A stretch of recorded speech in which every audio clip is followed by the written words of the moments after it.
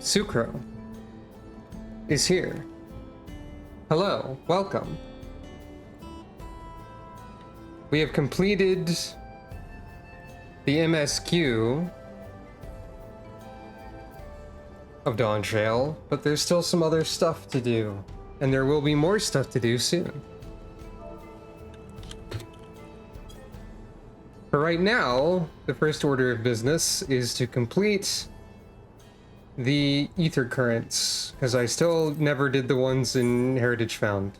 That's Shared Fate. So we've got some quests to do. Shouldn't take too long, but you know. There, and there. We're starting with the ones that are most out of the way.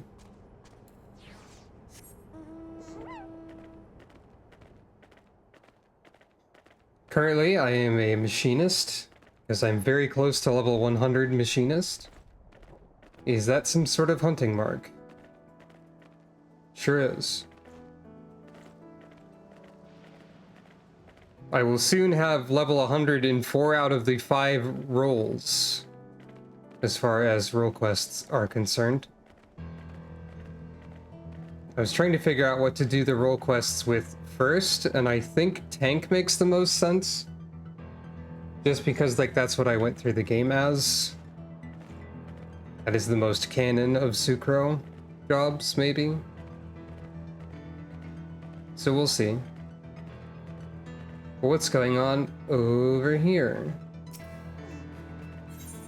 He who remembers.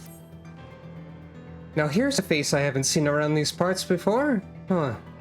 Could I borrow a moment of your time? You see, a member of our group has been making frequent trips up the hill to the graveyard. I suspect there's a problem, but he doesn't seem willing to talk about it. Not to us, anyway. A stranger willing to lend a friendly ear, however, may convince him to open up. If it's not too much to ask, will you travel out to the name slates and speak to him? The man you're looking for is a Shatona, like myself.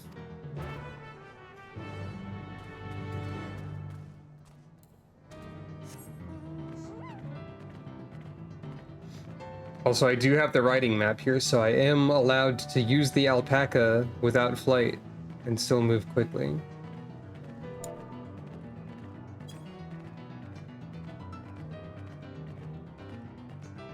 Yeah, the name slates. It's normal. It's fine.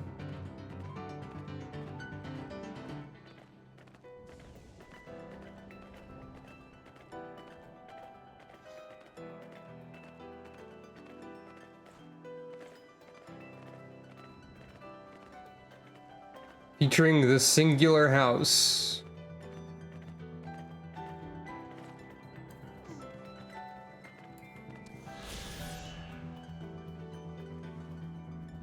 A relic of earlier times. The culture of digging graves has largely been forgotten, and tombstones carved with the names of the deceased are considered an odd and antiquated custom. Yep. Singular house in a graveyard.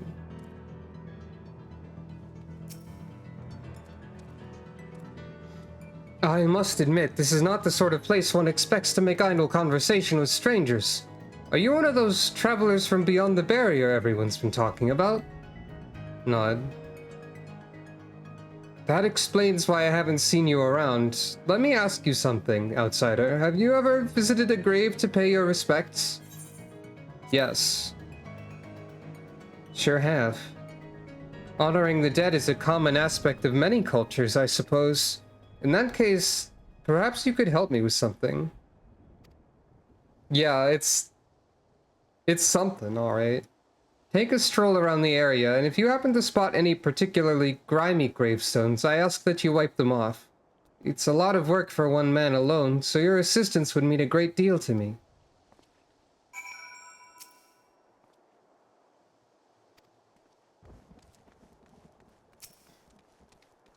There are only 4? I feel like all of them would be, or most of them.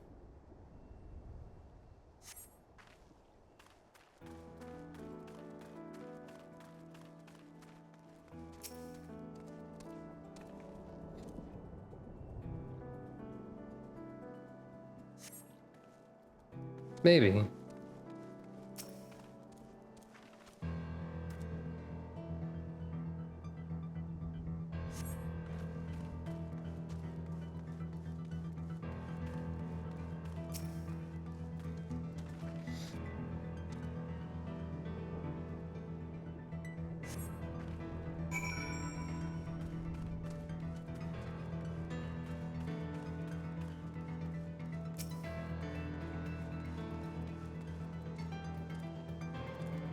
Those gravestones look much better now, thanks to you. Or perhaps I should say name slates. Too bad the names are all written in Alexandrian. I can't make heads or tails of them. You know about the regulators people wear these days? Whenever someone dies, every last memory of their existence is erased. As an unfortunate consequence, this graveyard has been all but abandoned. But I'm going to fix that. What else am I to do? Stand idly by and let the headstones be lost to time? No. And if no one else will give a damn, then it'll have to be me. In Tyrol, I was taught to honor the dead, but here I am in the minority. Most seem content to forget and entrust their memories to the cloud. That's why I can't talk about it with the others. They wouldn't understand. Not like you do. Thanks again, stranger.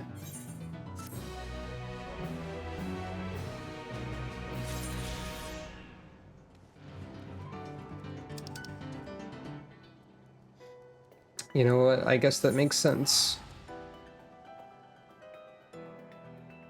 We'd known about all that stuff, of course, and we could have done this before we knew as much as we did, I suppose.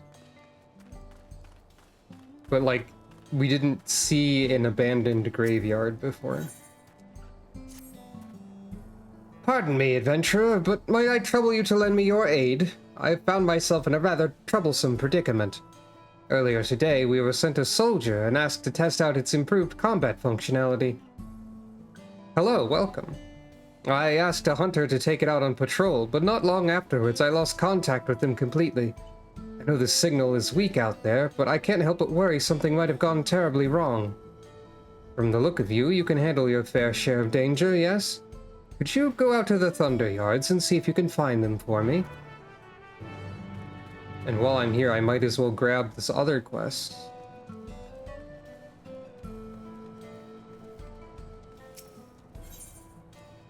Which I'm only going to do the first part of for now, but still. Oh, Shalo, what am I to do with you? I keep telling you to take a hunter with you when you leave town. Well, if it isn't Her Majesty's guest, did you enjoy your tour of Yupyes Halo? I was told you even helped set the water distribution system to rights.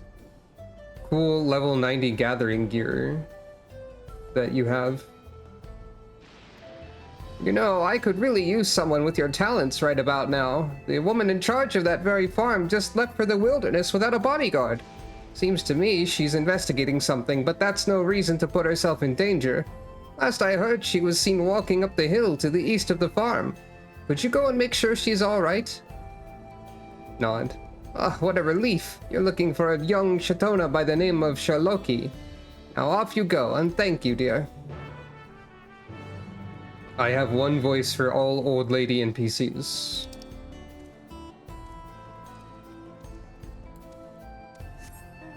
Oh.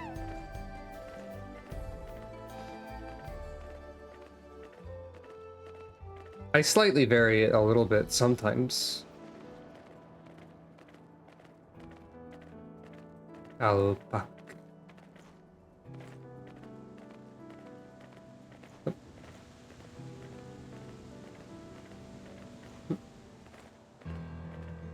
Oh, gotta go around.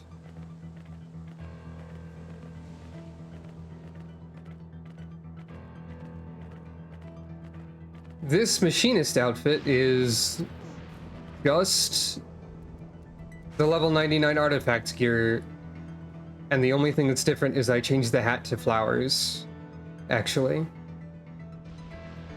It's a pretty good set of gear. My favorite part about the coat is that they put something on the other side of the coat to balance the machinist's, like, etherometer or whatever this is called, the lunchbox as many people insist on calling it, which is understandable. But yeah, I like that there's stuff on the other side of the coat to balance the lunchbox part of the weapon. I like the pistol too. It's like, what if we had a revolver with a barrel that was unnecessarily long, I guess. But also, like, it's just a pretty neat gun. There aren't that many machinist guns that seem like vaguely reasonable to some degree, so. But yeah, this is the undyed set with only the hat changed. The default hat, if I'm allowed to, can I preview that? I can preview it in a roundabout way. The default hat looks like this.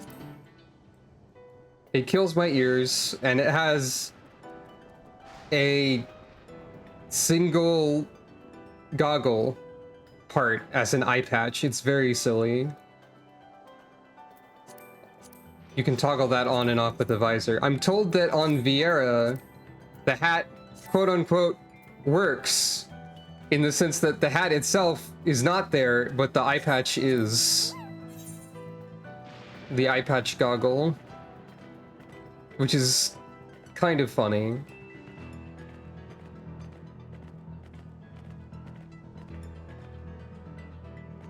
There's a B rank mark right there.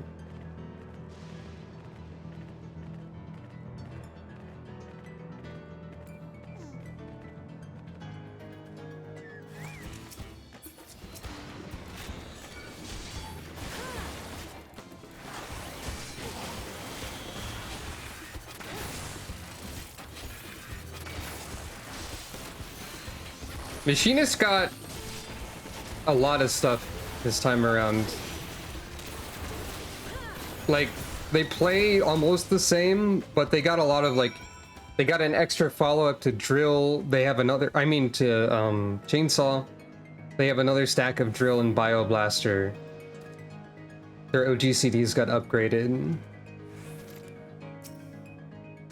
They still make a lot of graphics everywhere. You saved my life! For a moment there, I thought I'd have to use my regulator. Now, I somehow doubt an adventurer like you just so happened to be passing through. That researcher sent you to find me, didn't he? I'd better head back to explain what happened. You may as well come and join me. I'm sure he'll want to know you're safe. Yeah, I'm machinist right now because I am very close to level 100 machinist.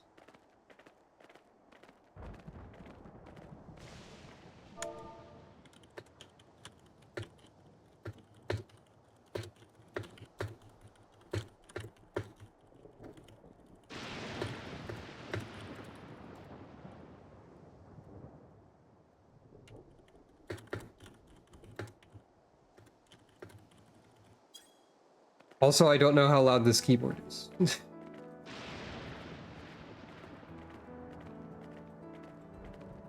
It might be a little loud.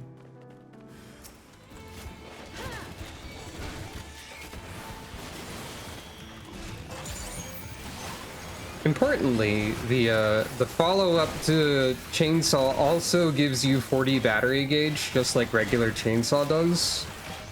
Or 20 battery gauge. So you get 40 by using Chainsaw and then the follow-up. Meaning that another sort of like not directly mentioned upgrade is that you can summon the Automaton Queen way more often.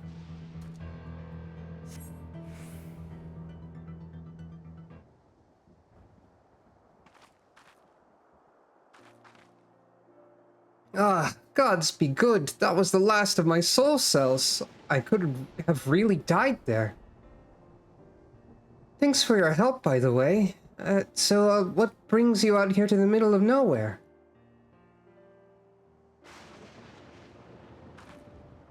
Auntie Nakente sent you after me? That makes two people who just saved my life then. Do you mind coming with me to see her? I want her to know I'm safe and grateful besides. Nod. Bow.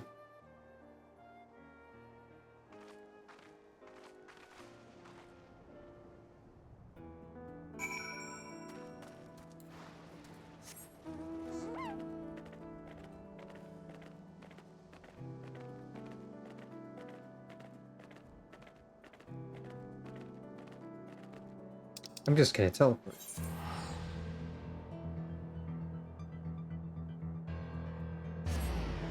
It's a very brief distance.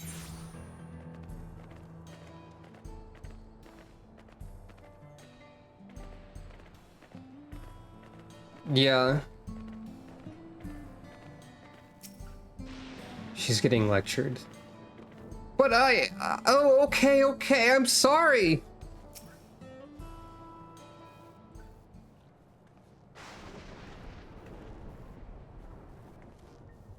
Welcome back, dear. I can't thank you enough for rescuing this poor, reckless fool of a girl. You're not a child anymore, Shaylo. Act your age. Now, what do you say to the kind stranger who saved your life? I know I've already told you once before, but thank you, truly. I'm Shaloki, and I'm in charge of Yoyopye's Halo. To tell the truth, I'm still learning how everything works. I used to be an electrope engineer, but for some reason, the government reassigned me. Ah, for some reason, the government. Of course. And I'm Nakente, the farm's coin keeper, or resident nag, depending on who you ask. Might we get your name, hero? I'm S'crow Funk. I'm a cat. S'crow rolls right off the tongue, doesn't it? That's a name you'd best not forget, Shaylo. You'd be dead were it not for her. Now, why in the world would you leave the safety of the outskirts all by yourself? You've been acting so strangely of late. It's clear you're hiding something, so what is it? I don't know how natural, quote-unquote, it is for Funk to be a surname, but it does work well as a thing to pronounce. There really isn't no getting anything past you, is there? Fine, I'll explain, but you have to promise to keep it a secret for now, alright? The truth is, I noticed that the farm's harvests have been shrinking year over year, and I can't for the life of me figure out why. The staff are all doing great work, and as a former engineer, I can say for certain that the equipment is all in proper working order. I even checked the pylons, and the readout was totally normal. But I know there's a problem, and the longer we wait, the worse it'll get. In a few years, the crops may stop growing entirely. Something has to be done. Well, it sounds serious, and I appreciate that you're taking the initiative to solve it, but I worry about you, Shaylo. I can't have you putting your life in danger.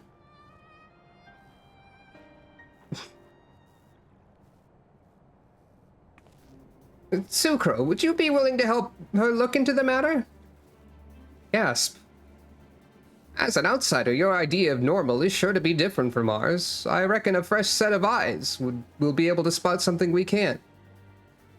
Wait, does Shaylo have heterochromia? I just noticed. That's fairly rare among NPCs, so it does stand out. I think she's got a yellow and a green eye. She sure does, I think, if I'm seeing that correctly. She's right. I could certainly use an unbiased perspective. Would you please help me, S'crow? Thinking. Alrighty then. Maybe eventually. Right then, with that settled, I think what you ladies need now is a good meal. Have a seat and your Auntie Nakente will fix you some fresh veggies.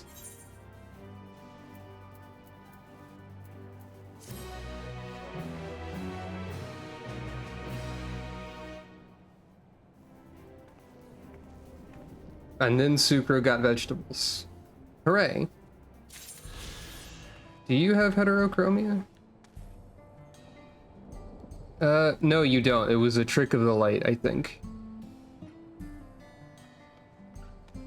A trick of the light and also your hair being over one eye, sort of blending it. Ah, well.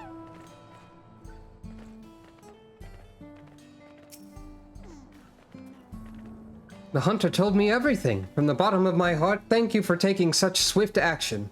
These soldiers require energy gathered from lightning, and yet lightning also proves to be their weakness. Apparently, it took a nasty jolt in the Thunder Yards and went berserk.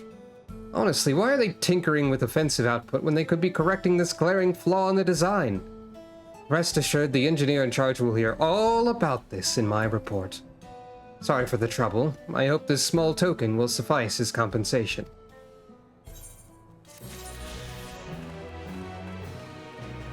And now there's one ether current left to get in the entire expansion. So a bunch of these like ether current quests that do continue into quest lines and possibly other miscellaneous side quests, especially those in living memory that have images, since they all do. Like, I feel like it might be worth it to go do those on stream sometime. Though I'm not entirely sure like when or what sort of priority they should have. Because like, we've got a bunch of other stuff to do too. It's really all up to whether people want to see them that much or not.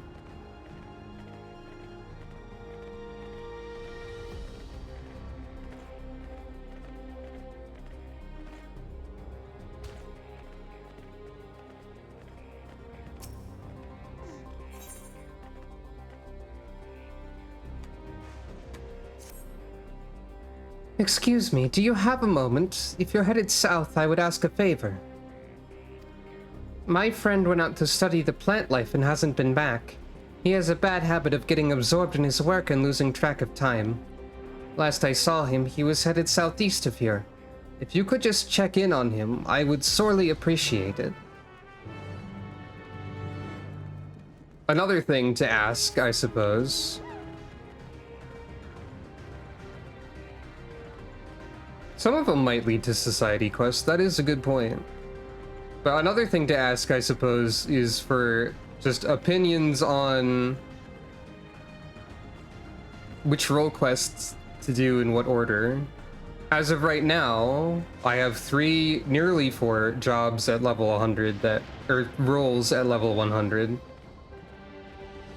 So I'd be able to do any of them except for melee DPS.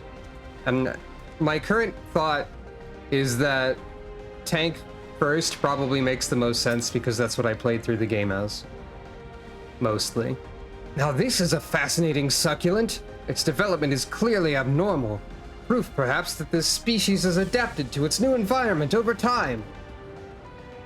Howdy. Hello there, stranger. What are you doing out here? For that matter, what am I doing out here? Did I get distracted and wander out of the safe zone again? Ugh. Yelpya's probably worried sick about me. I'll have to thank her for sending you. But first, we need to hurry back to the drift downs before some terrifying creature tries to ruin our day. Escort. Okay. I can do that. Try not to slow you down.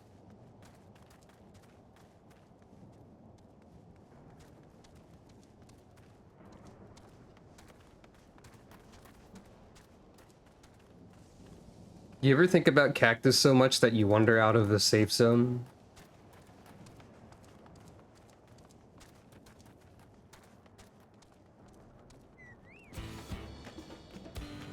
What? Oh.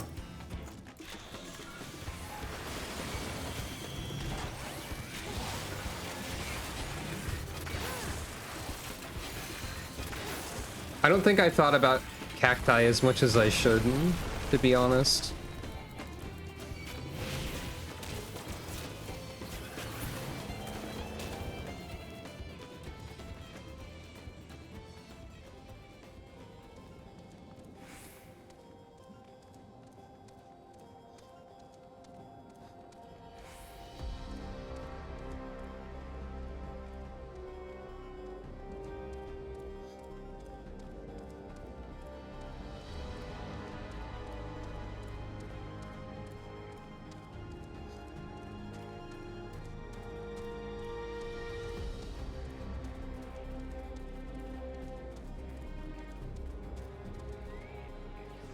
Oh, by Bowstream.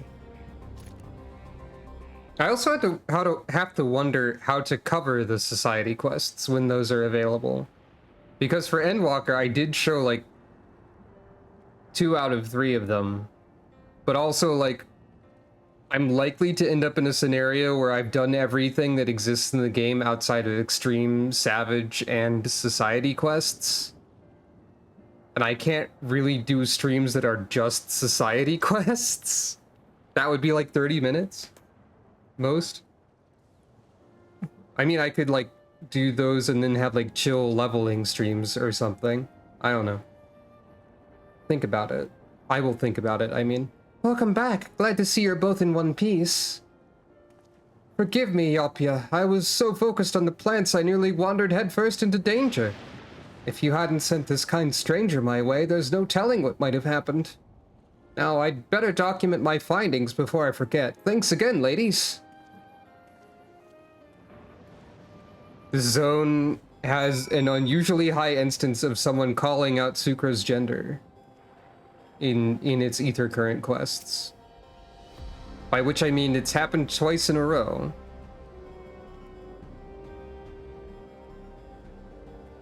Gender located. Yeah. Or, just like heritage. Sorry about him. He grew up in Everkeep, you see, so he's not used to seeing plants in their native habitat, and heritage found is rather unique in that regard. 30 years ago... Well, hold on. I mean, I did find my gender, and I am that symbol, but I don't know if S'crow is transgender. Maybe she is, I don't know. Ah, you've located the gender, that's it. I see. 30 years ago, when the geography changed, vast swaths of native flora died out while the rest were forced to mutate drastically in order to survive. Okay, it's funny seeing other players escort the same person again.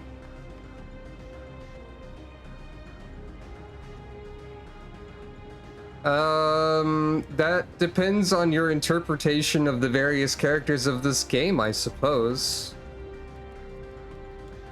I know that S'crow would respect people and their identities. Well, yeah, actually, yeah, she's hung out with Reen and Gaia, so she's definitely befriended queer folks, actually, canonically. And, yeah, and Cyrano and Seydu.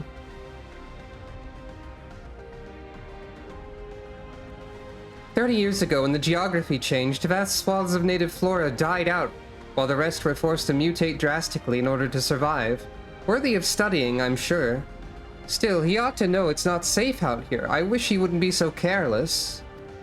In any case, I'm grateful to you for keeping him safe. And seeing as he didn't think to reward you for it, I suppose I'll have to do it.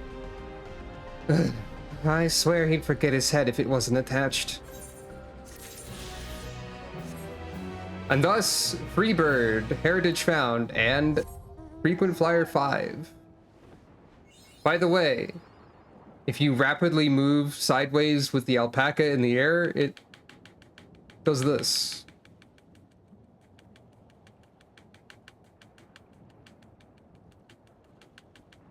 Normal alpaca behavior. I've actually considered that S'crow might be trans at some point. I haven't committed to it. But part of the reasoning that I thought of for that was that I got so many bonus Fantasia. When I started a new character just from previous bonus Fantasia. That I was like, maybe she accidentally got extra and just had to put it in storage.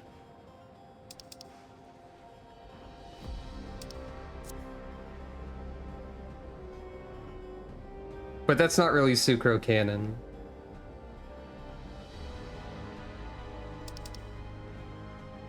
I think S'crow's gender story is ambiguous at the moment.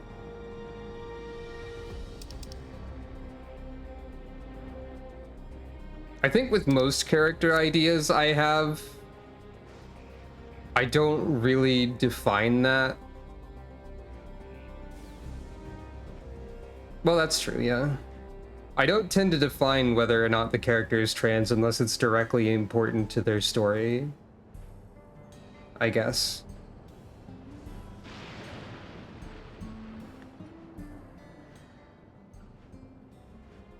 The important thing in this case is that S'crow is girl, as far as gender is concerned. And also a cat. She's a cat. That's important too. Correct.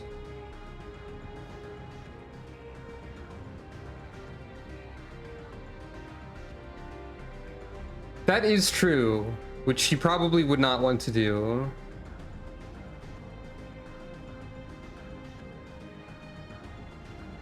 Unless she just wanted to, like, have a traditional name.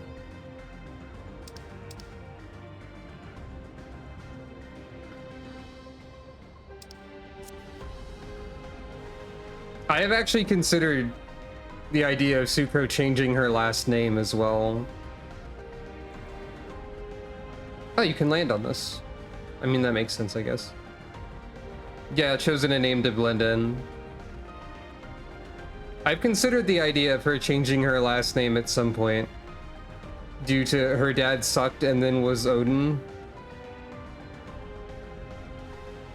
Presumably she would change her last name to that of her mother and thus be S'crow Bell, but like on one hand that would be like sweet and nice in a way, but on the other hand then we wouldn't have people calling her Captain Funk, which is very funny. My other idea is that she keeps the name, or one other idea I had at some point was that she kept the name in order to prove that she's better than her father. In a way, like, I'm better at having this name than you. Which sounds a little bit spiteful. But S'crow can have little spite as a treat, I think. Is there anywhere in this location that we really want to see from the air?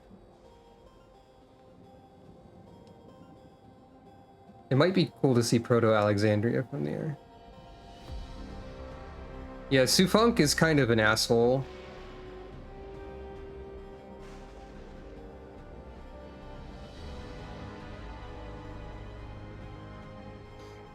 Like, she probably had slightly complicated feelings about all of that, based entirely on the notion of, like, I never knew this guy, but, like, you're supposed to care about your parents, right?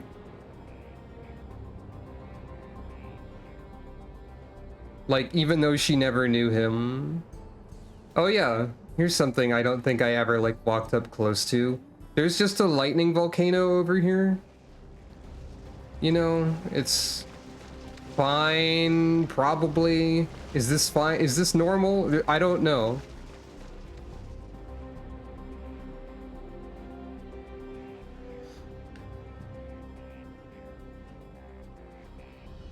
Yeah.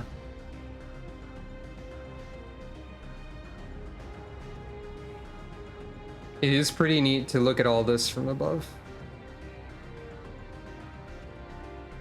So, we've got all the ether currents now. Actually, I don't think this is actual real water, is it?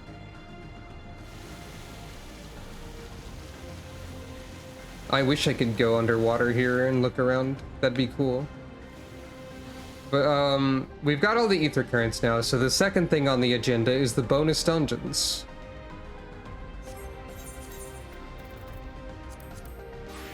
Which means Paladin. Which also means interacting with other random players, because duty support does not exist. And it also means, being a tank when they haven't made tank aggro good yet with other players. So that's going to be an exciting time for everyone.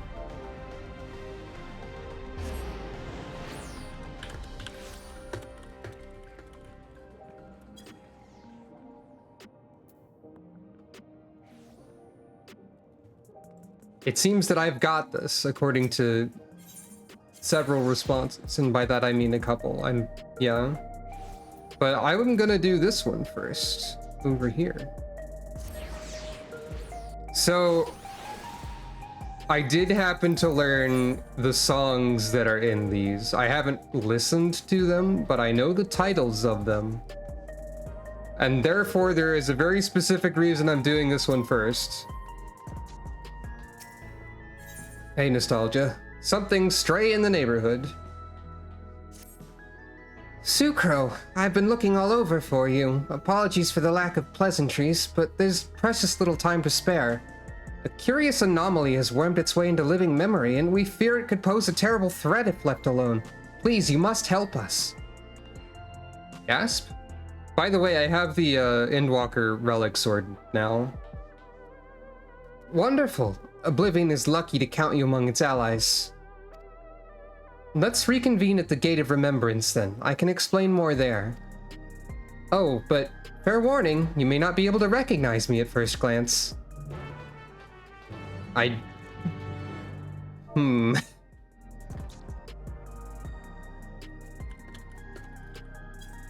So yeah, I have this sword now.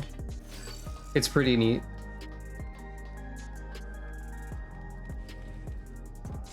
I feel like it goes pretty well with this outfit. Also, this outfit has become like canon S'crow for me right now. I've ended up rather enamored with it for some reason. It's a good outfit, in my opinion. I also realized, to my amusement, that it is rather similar to the outfit that my PSO2 NGS character had. So clearly S'crow and Harper are reflections, because their coat is vaguely similar and they have animal ears. There's even like a buckle or something on the clothing under the shirt, or under the coat for both of them. Anyway, what do you mean I'm not gonna recognize you, Nostalgia?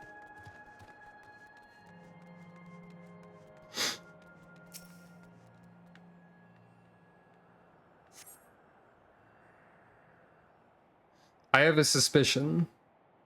Because I know what the song of this dungeon is, I can infer a lot about it. You'll see when we get there, maybe, if you recognize it. Spoilers, I guess it's a recognizable thing.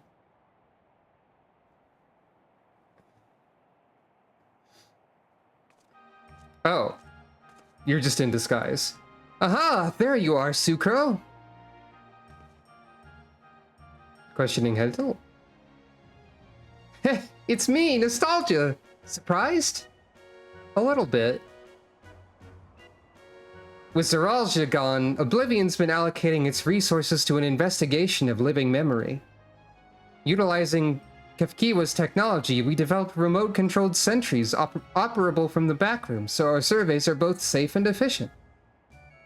Oh, you're not in disguise, you're piloting a robot. To think that this all once lay at Everkeep's summit. I can't help but wonder if a shade of my father ever resided in this grand city of the Endless. Right, we know about your father, and much worse happened to your father. I mean, they could also have been in the Endless, I guess. Ah, forgive me, I did say I'd explain the circumstances behind all this. During an earlier survey of the area, I encountered one of the Endless. He claimed to be one of the city's caretakers and offered me a guided tour. I accepted, thinking I could conduct my observations at the same time, but that's when we discovered the anomaly, a rift in the very fabric of living memory. Gasp! I'm sure you'd rather see it yourself to believe it, though. Let's make for the Esperance wheels first. Constancy, the Endless who guided me, that is, should still be on duty there. Wait, we know Constancy. Don't we?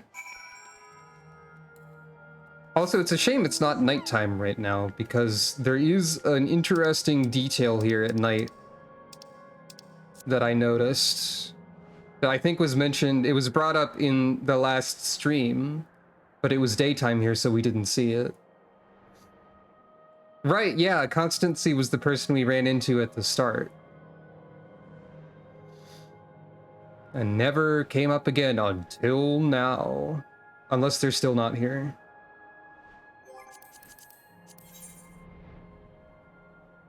Ah, the mascot march is ongoing. Let's pop over there for a brief second. Just so you can hear this. Never mind. Well, no, there's gonna be a boss fight version of it in a second. You'll still hear it.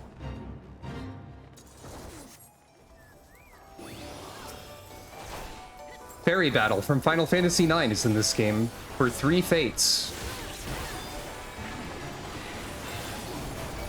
All of them involve fighting mascots, and one of them is the super boss.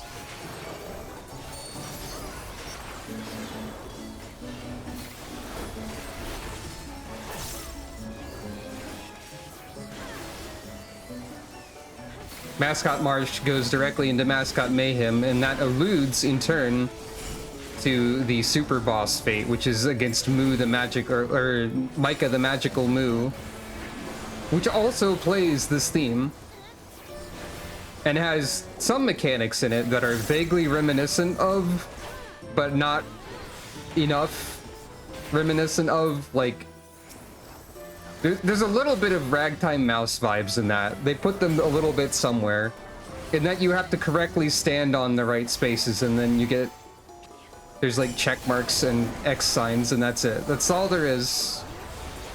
Calling that Ragtime Mouse is a stretch, but it did make me think of it. If the super boss happens to pop up while I'm in the zone on stream, I will try and fight it. For fun. But anyway. Constancy here knows everything there is to know about Yesterland, including the new anomaly, I'd wager.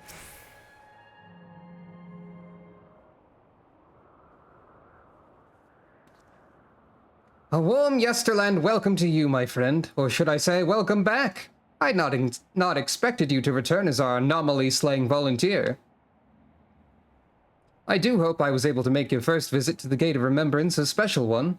Your associate here informed me of what occurred afterwards. Namely, Her Majesty's regrettable demise. And yeah, that's a Void Gate. Nod.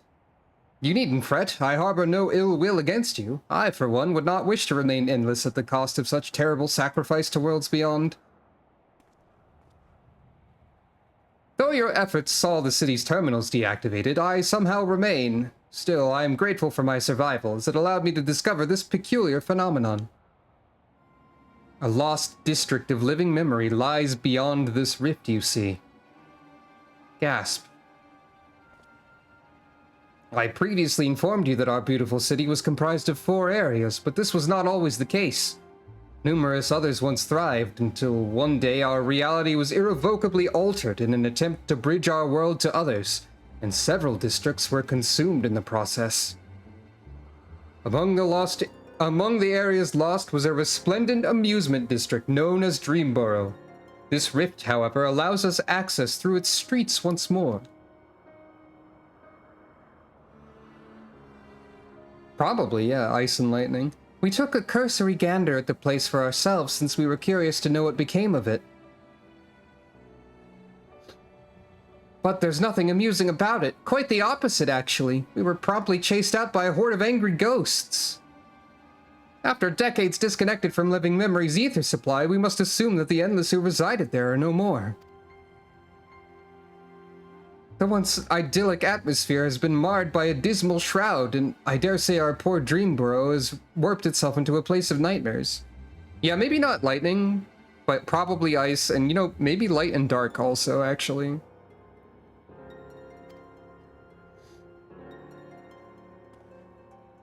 It's returned to us a lost soul would, longing for connection. The beings within have come to call it the Strayborough Deadwalk. Now that it's reconnected with living memory, its presence is a risk to this city. So we'd like you to brave the Deadwalk and shed some light on this mystery. Nod. Alrighty then. You have my thanks. I regret that I cannot give you a tour of the place myself, but know that I shall be with you in spirit.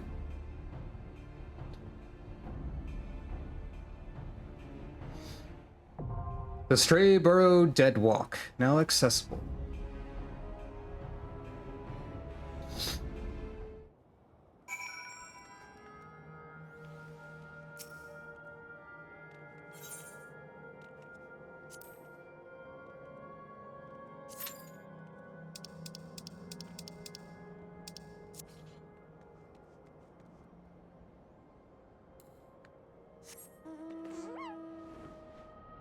My only theory about this dungeon is that I might get to check the Electro Swing bingo square depending on how they've remixed a specific song. I can easily imagine an electro swing version of the song, but that doesn't mean they've done it. But if they didn't, well, I'm sure it'll be fun anyway.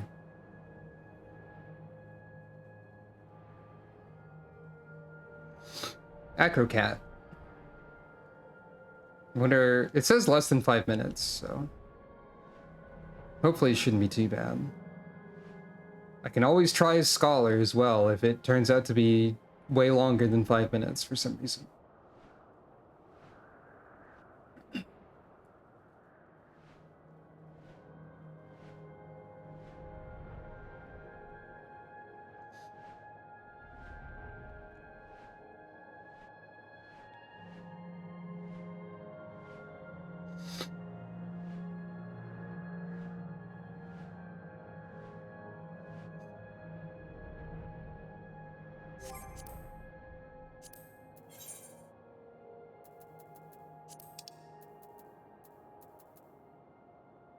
I've somehow managed 26 out of 45 sightseeing spots.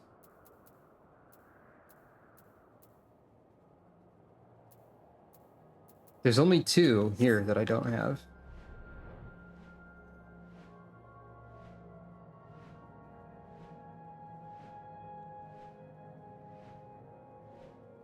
One of these days I should go and gather the rest of them.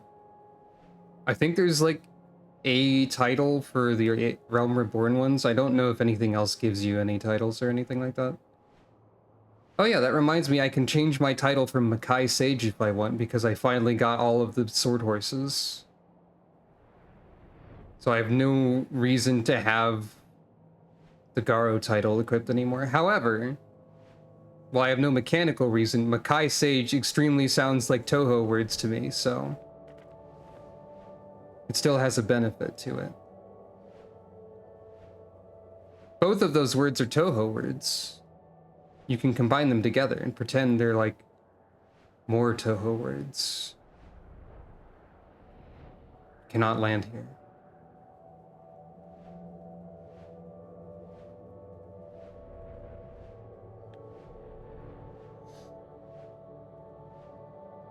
I don't believe there's an actual Makai Sage in Toho, though.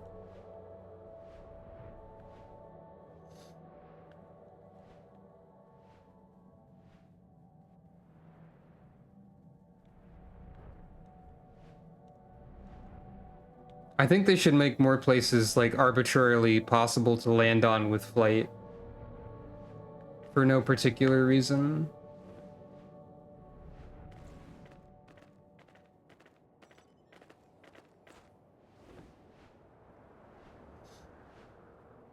Yeah. That would be one reason to do it. But also, just why not, I guess.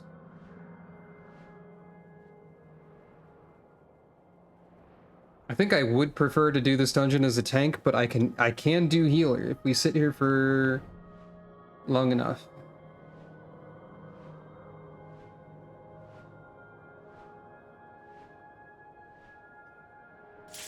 There it is.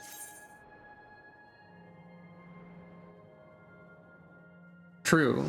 Also a fundamental desire of cats, I believe. Alright, I'm ready to be hit by the song. Not quite. Actually. Oh, what? This, huh? I was not expecting the gate traversal sequence for this. I know it's a void gate, but still.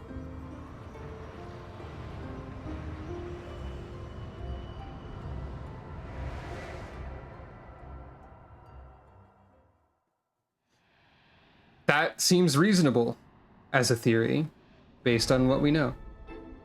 Here it is.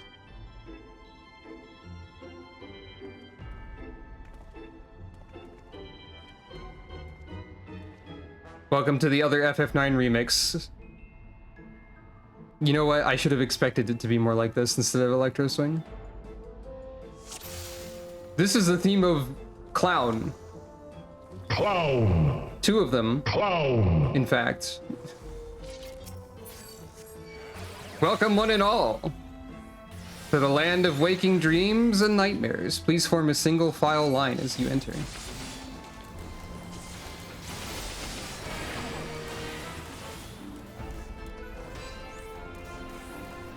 I will elaborate more on what theme of clown means at a later time.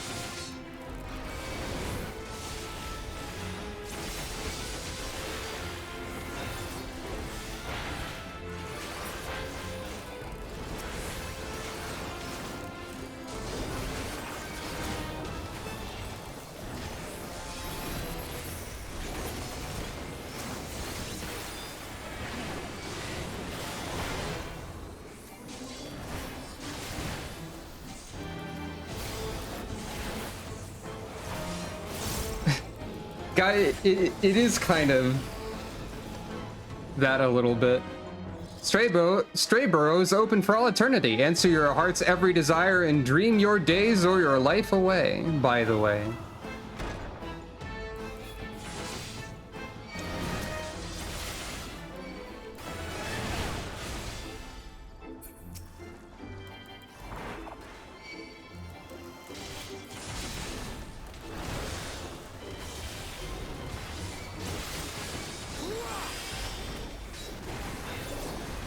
I can't help but notice that all of the enemies here thus far are named Stray something or other, as if they were like Sin Eaters, but like with a different naming format. But that might just be a thing that dungeons do. That could be just normal. I'm doing okay at holding aggro. I just have to push a few more buttons at the first group than before.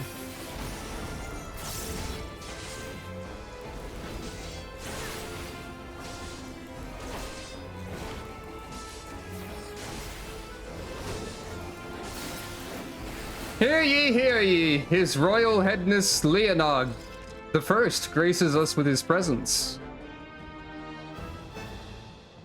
Bow down for His Royal Highness. Oh, we're having normal times in here. I see. Bow down to my flawless noggin, your king decrees it!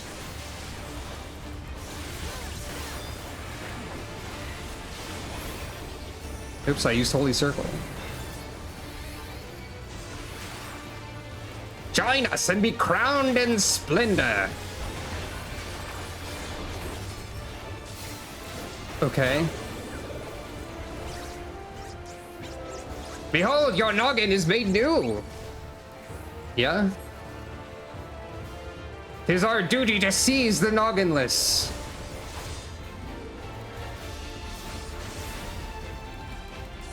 I don't know what that means.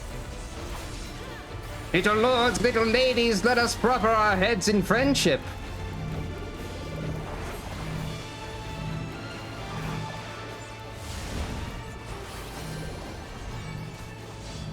A most splendid noggin. You are worthy of my court.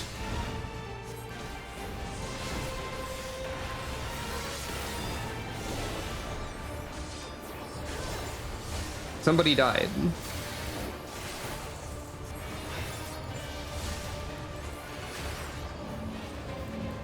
Oh.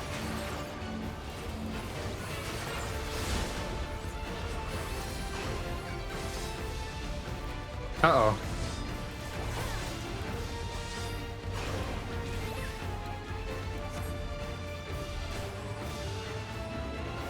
I've been pranked.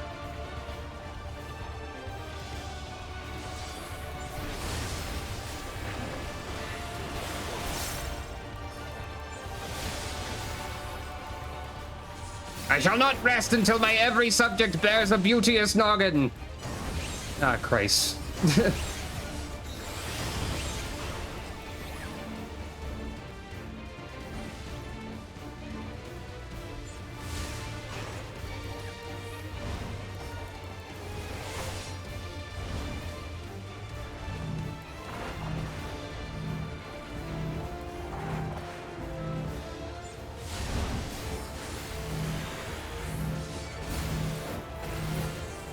This is rude for melee, huh?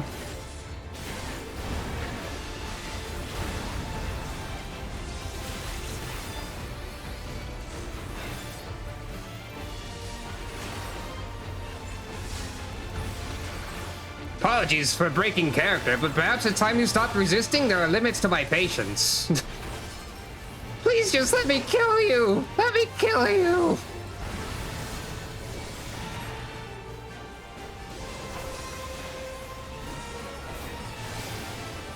Yeah, I mean less rude for like fizz ranged. But what isn't less rude for fizz ranged, truthfully?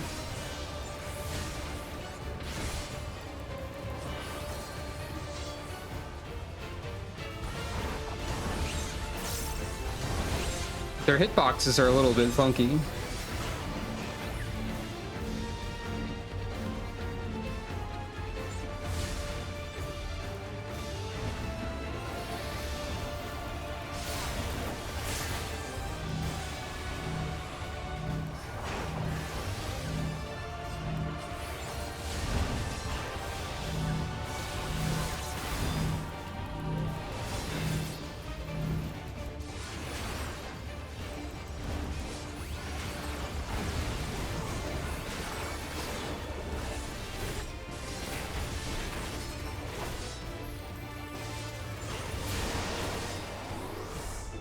Well then. Okay, we have the same prizes as the final dungeon. Boss also has an enrage. Lost souls of every age, the frolicking grounds is your whimsical stage. Do be careful not to lose yourself in our phantasmal attractions.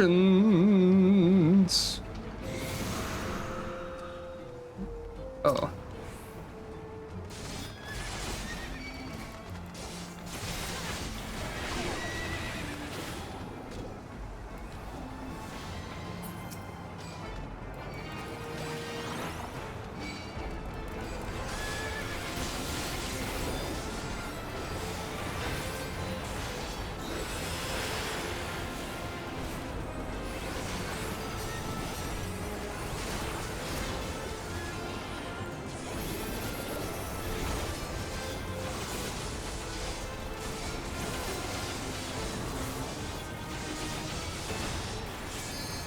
Ah.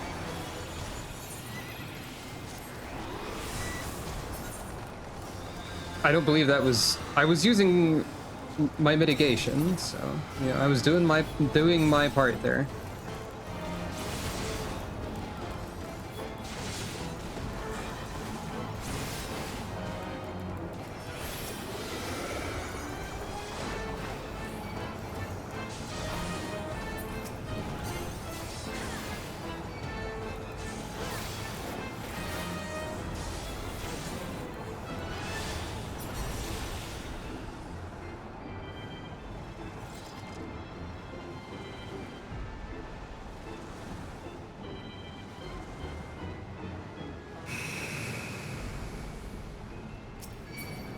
Animal.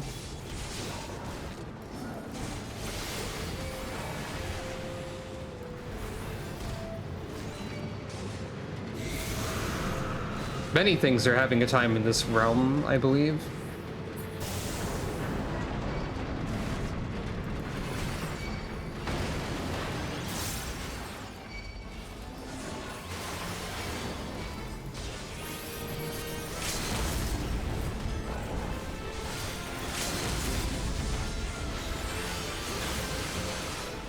Wise decision, Red Mage. Wise decision. Like, truthfully, for real.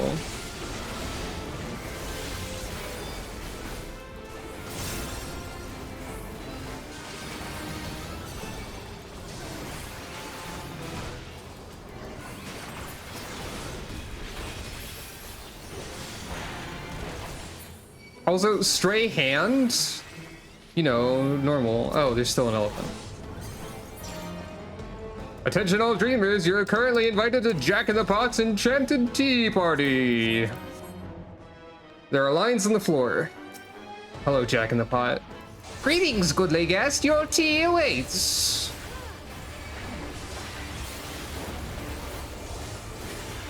I've not had company in ages. This calls for my finest cups.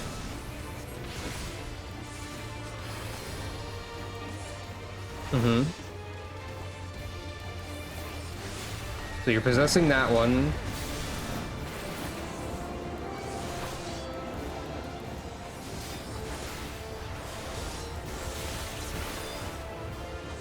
Yep. I was correct, though I didn't move far enough.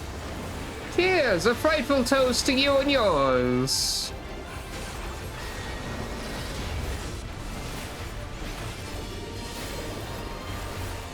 Round and round the cups shall go. Where they stop, why, no one knows. Oh boy.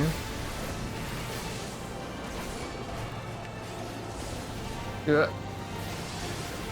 I'm lost a little bit. I think over here is correct. No.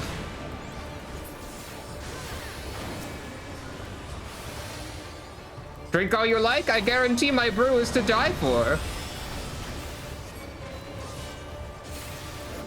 Raise your camera rotation speed or die, idiot.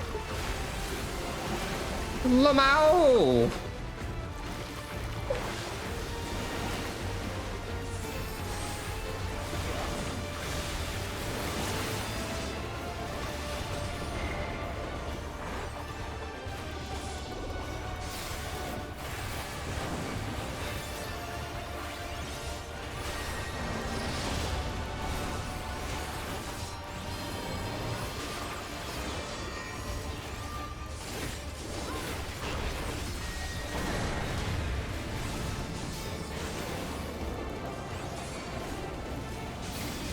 Oh god. Yeah, I can't follow that.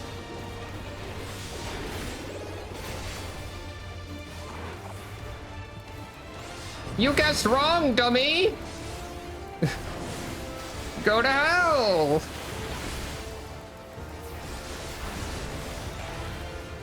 Only real gamers survive the circus!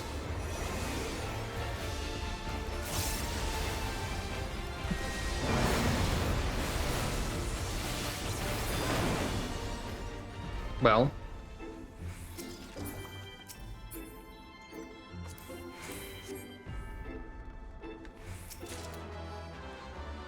Balloon. Is that better than my bracelet? It sure is. Unable to execute command while jumping.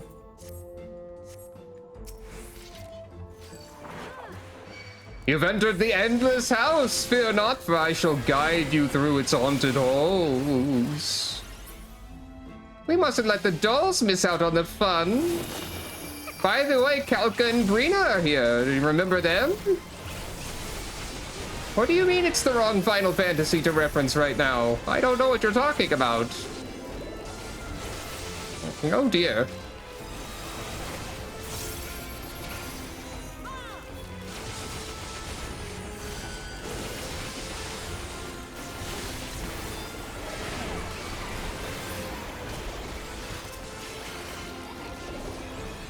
Yeah, that is for like a trash pack.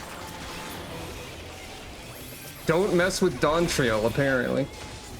I've heard that some parts of the player base think Dawntrail is too difficult. You're a formidable slayer of ghosts, but have you the strength to best the master? Those people, apparently like the Japanese forums are talking about the amount of difficulty.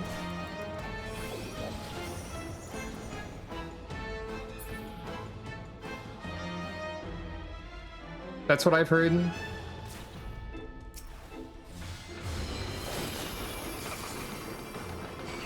That's what I've heard.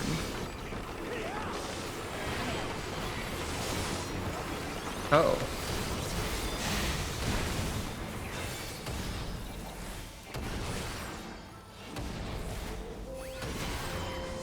That's fun. They're doing the boss attack.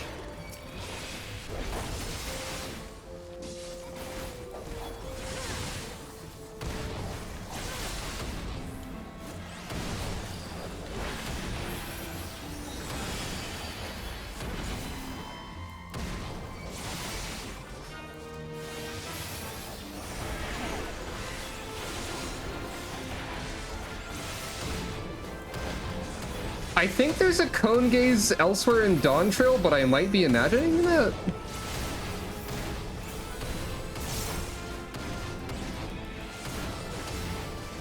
They sure are going ham at this, aren't they?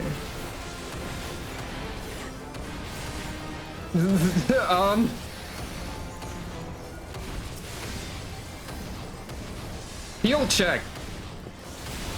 We heard that the healers weren't healing enough. We heard that the healers wanted to heal more in dungeons.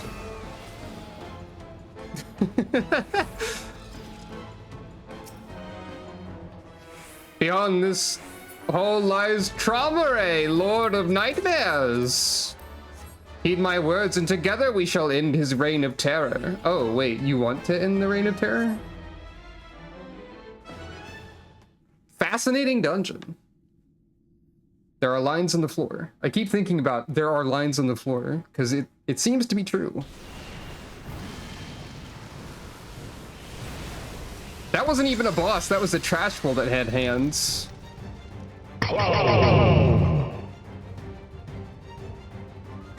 That's for the entire dungeon. Daylit Nightmare, Traumare. Traumare, actually, I think. With the umlaut. 3 out of 4 of the party was new to this dungeon. Yesterday is gone, yet tomorrow never comes, so sleep, child, and drown in nightmares everlasting.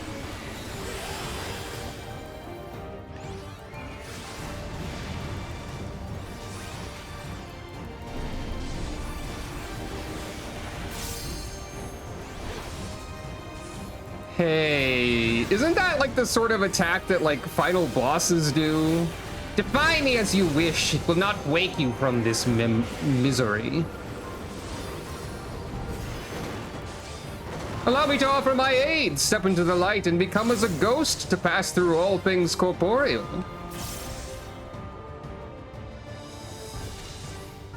Yeah? Beware, but wear Traumare's magics. Should you sense danger, return to my beacons and your mortal flesh will be restored.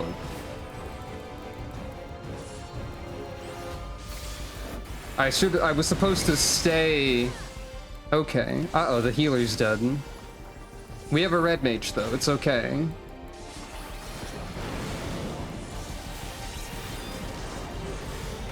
Spirits of eternal reverie to me!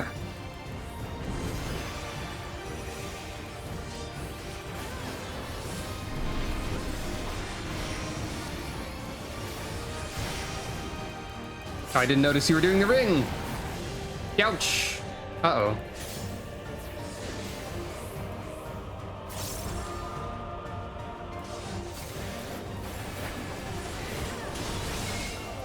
Oh. There's no edge here, right? Oh, the healer's alive. I was ready to, like, perish.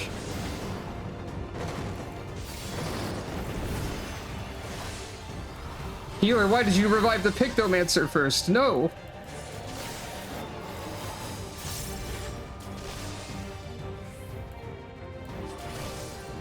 Oh. A ward against the living.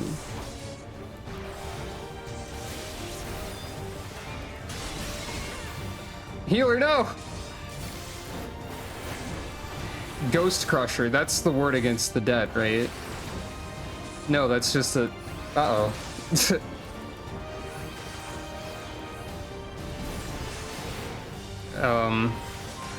Wait. Oh, the Pictomancer is... Okay, I need to die. I need to die on purpose now. The Pictomancer is outside of the arena waiting.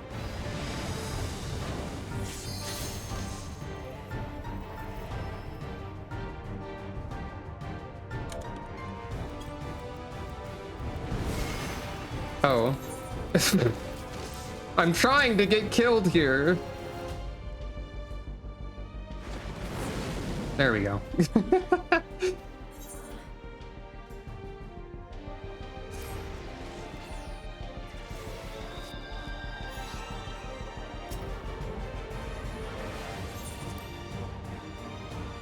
I accidentally lived.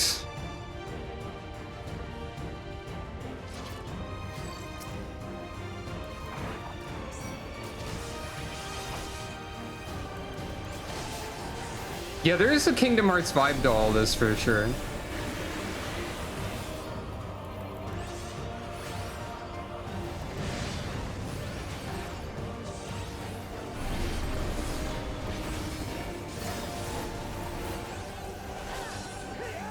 We got this team.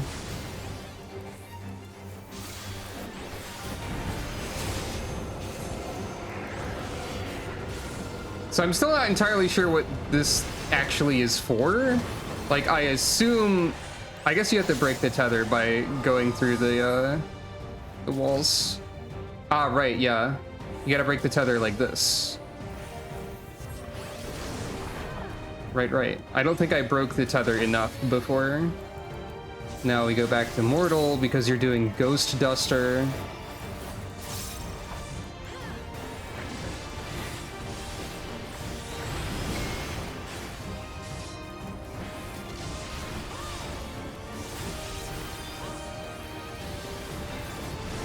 Okay, Malicious Mist is just like a hit everybody. This is a funny lines attack where you have to quickly move.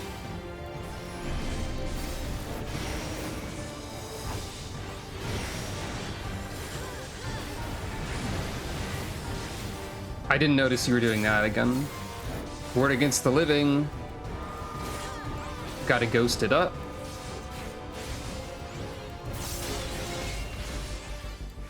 Oh, I did do that the first time?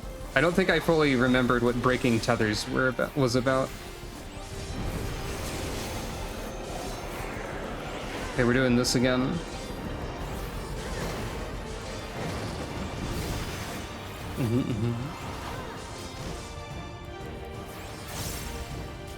Can I break this by going over here? Yes. Okay, so you can still be in attack range. Oh wait, but there's ghosts there. I'm dummy. It's fine. I'm a tank, so I'm allowed to be dumb.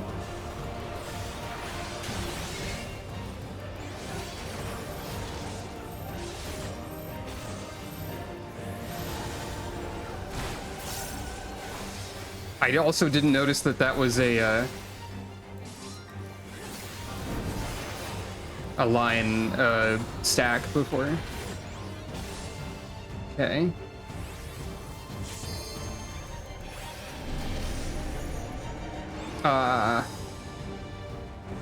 I see. I wasn't pranked that time.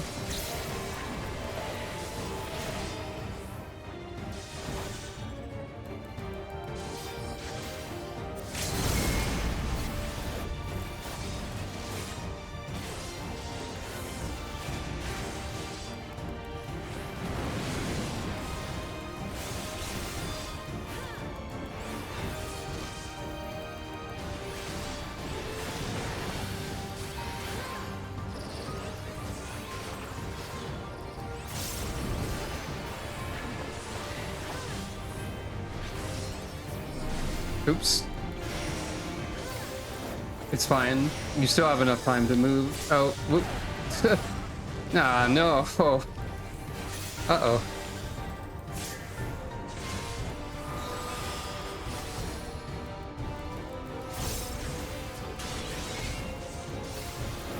I think the boss is dead enough that we should still be trying, probably.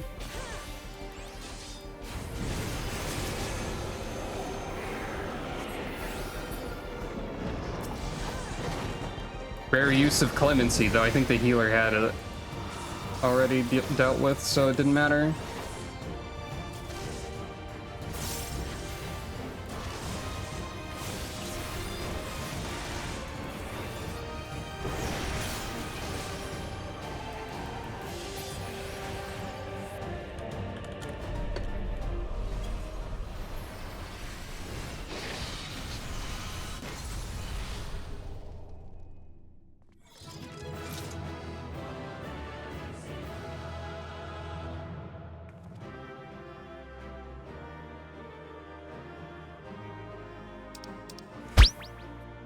to the stars. Good King Moggle Mog. Both dexter and sinister. Hunter is hunted. Destroy!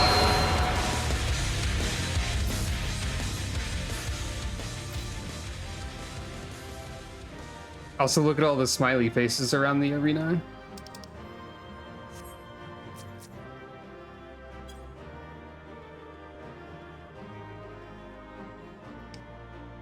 The ghost mark? You mean like this? I don't think so, but the music in the dungeon was. I want the choker. Oh wait, no, I don't need the choker, actually. You can have it. You're allowed. I got 2 commendations. So, like with the other remix, allow me to probably open something that's going to be very loud. Oh wait, I can counter this for a second.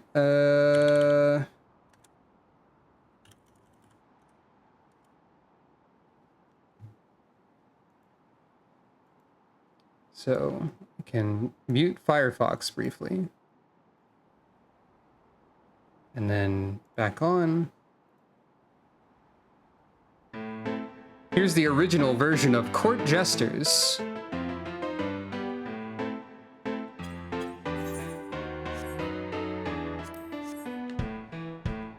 Also, yeah, it is night.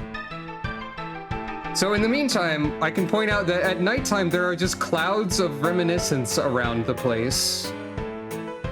I wonder what that means. It could be meaningful in some way. Funny clown music. Clown! It's true. So Court Jesters, also known as Jesters of the Moon, is the theme of Zorn and Thorn, who are sort of like, you know, if ever the word toadies was appropriate for 2 characters, I think it would be them. Minions, lackeys of the villains. At some point they do a fusion dance and become an ultra clown to fight you. They have a gimmick with how they speak to each other and like their speech in general.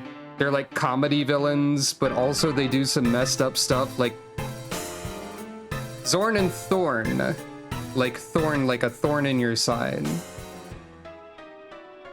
Zorn and Thorn were also alluded to in Shadowbringers with the Yulmore clowns.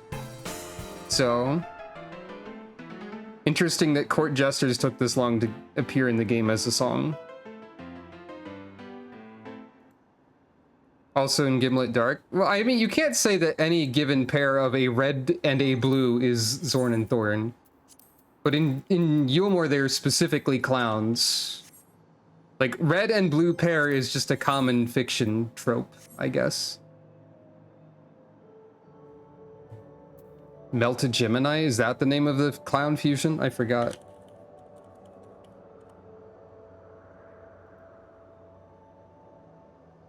Yeah, it is, and it looks messed up.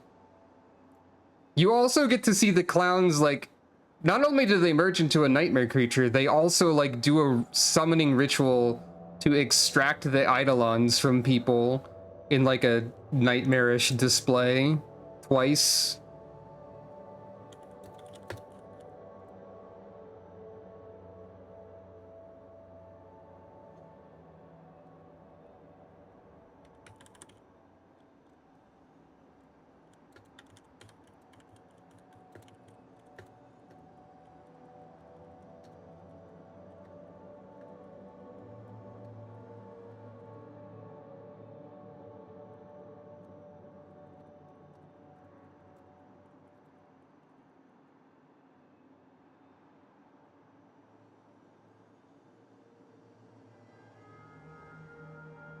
Melted Gemini could be their true form. And they were, like, split or something of that sort, probably. That makes sense to me.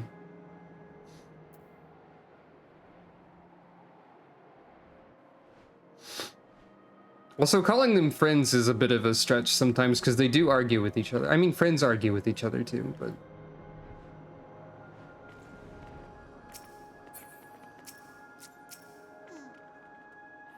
A warm welcome back to you. The rift to the Deadwalk vanished upon your return, almost as if it knew the monsters within were vanquished.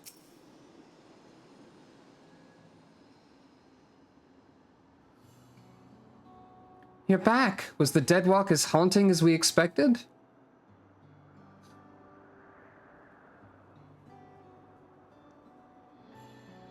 It does seem like the Void type of a Void-like situation, for sure.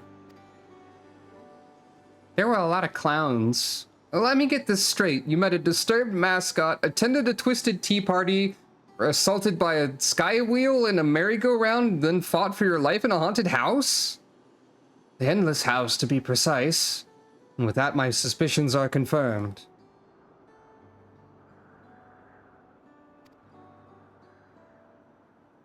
In the days when Dreamborough yet flourished, the Endless House often held plays with volunteers from the audience.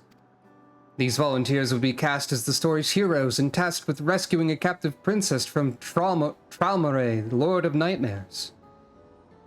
That sounds awfully similar to S'crow's experience.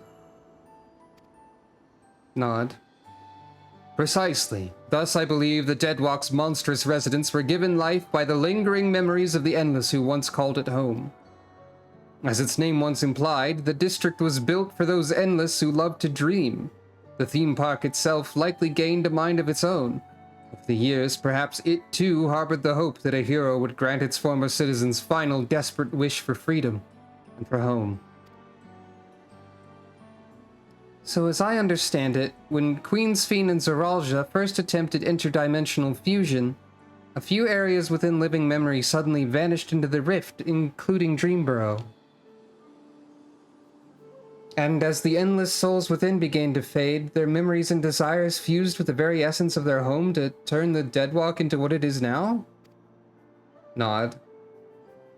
Considering the timing, we have to assume the district's reconnection is due to Her Majesty's last attempt at interdimensional fusion. But with Tralmaray gone, those lost souls should finally be able to rest in peace. I'm not entirely certain, but the rift did close upon S'crow's return. I can only hope your hypothesis is truth, and their role in that hollow performance has concluded.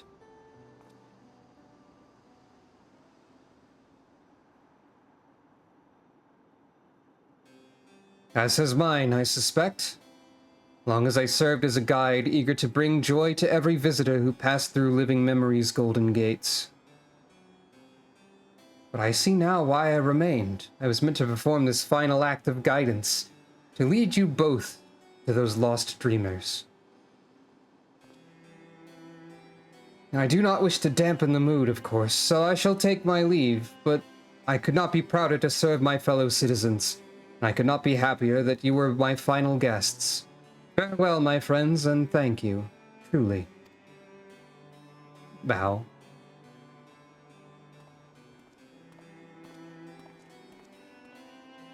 Wave. Very, like, robotic-looking wave.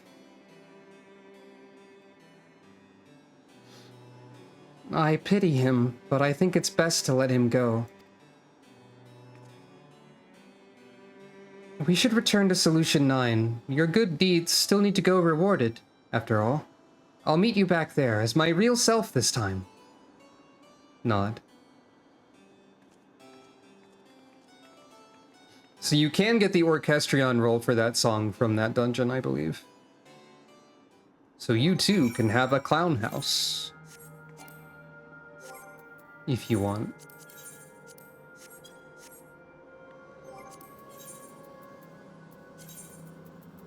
I haven't been doing this for, like, any of the dungeons. But maybe I should have been. But also, I just want to look around a little bit. I want to know what this funny eyeball is. Funny eyeball shrub.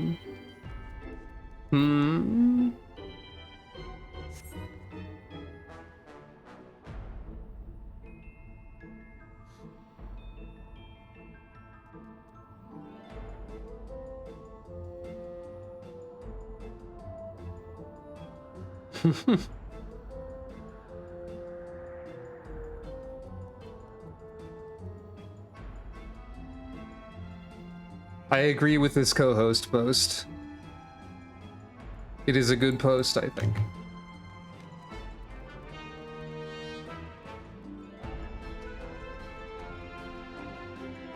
I should have looked around the dungeons a little bit more as I went through them, maybe, but... Are there any weird details I can make out from here?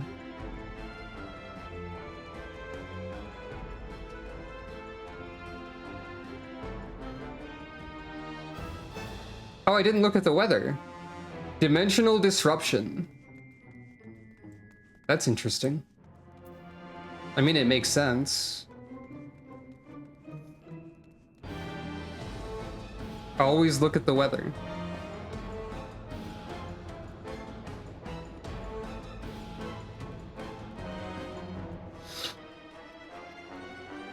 I also admit I just wanted to hear the remix more.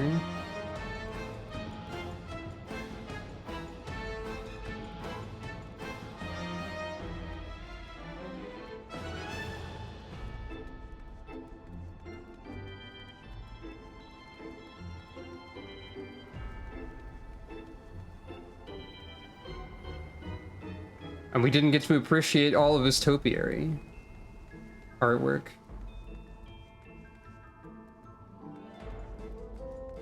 There's like a penguin and like a enemy from Link to the Past, maybe. Like a Lilliput from PSO2. That's what these things make me think of.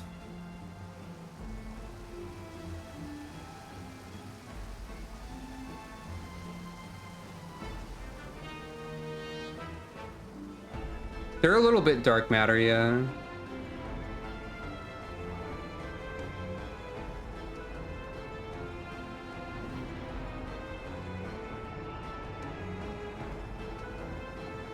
Now, there were horse enemies, but did the horse enemies use half of Odin's skeleton? I don't think they did.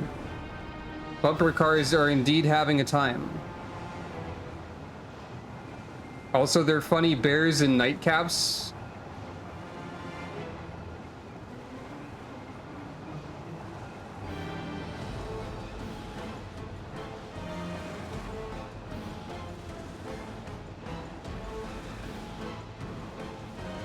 One of them is going backwards in circles. Wow, cool tent.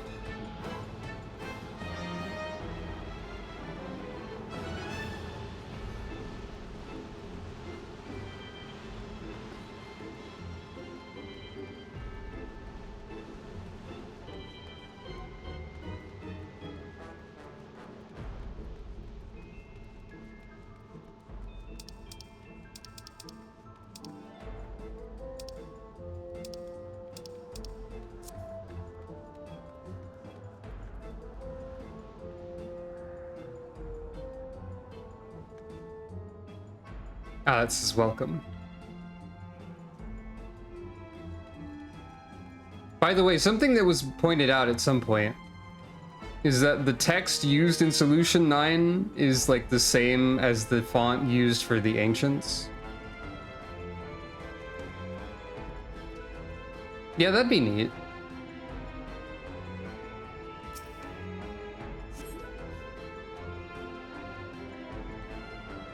I think there is an actual balloons mount, I think, that is available from the cash shop or something, by the way. Yeah, the barricade rope with a welcome sign on it is a little bit interesting. Books.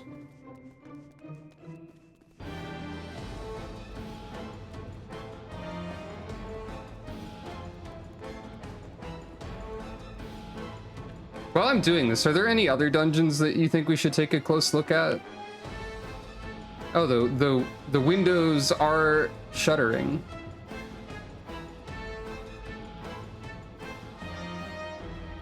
The next bonus dungeon? That's fair.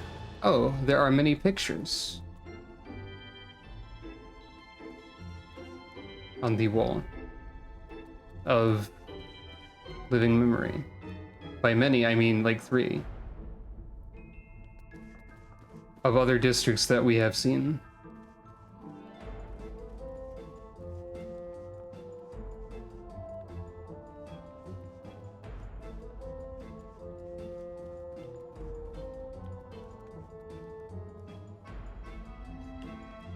Yeah.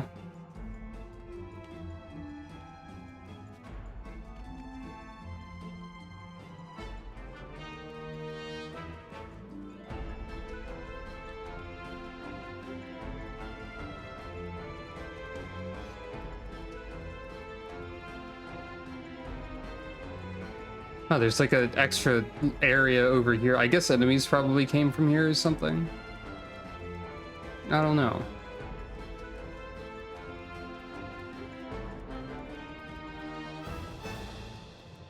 That sure is a pile of furniture.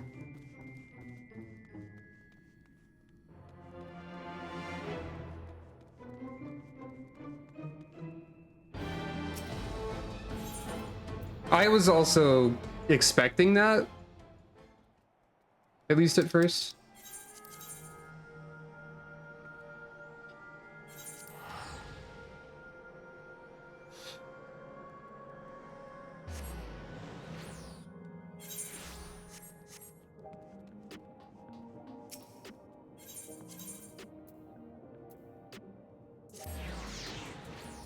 I think that was a neat dungeon and also scary. Like, not like ooh scary ghosts, but like ooh scary mechanics.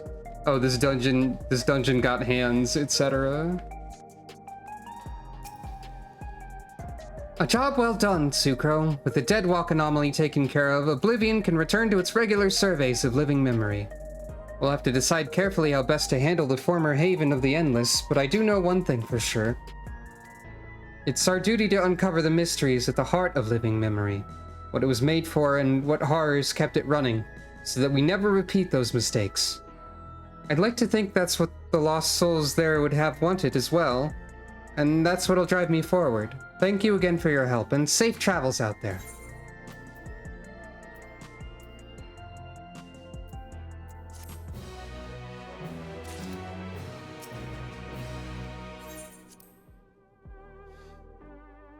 You thought you were supposed to get the mascot hat?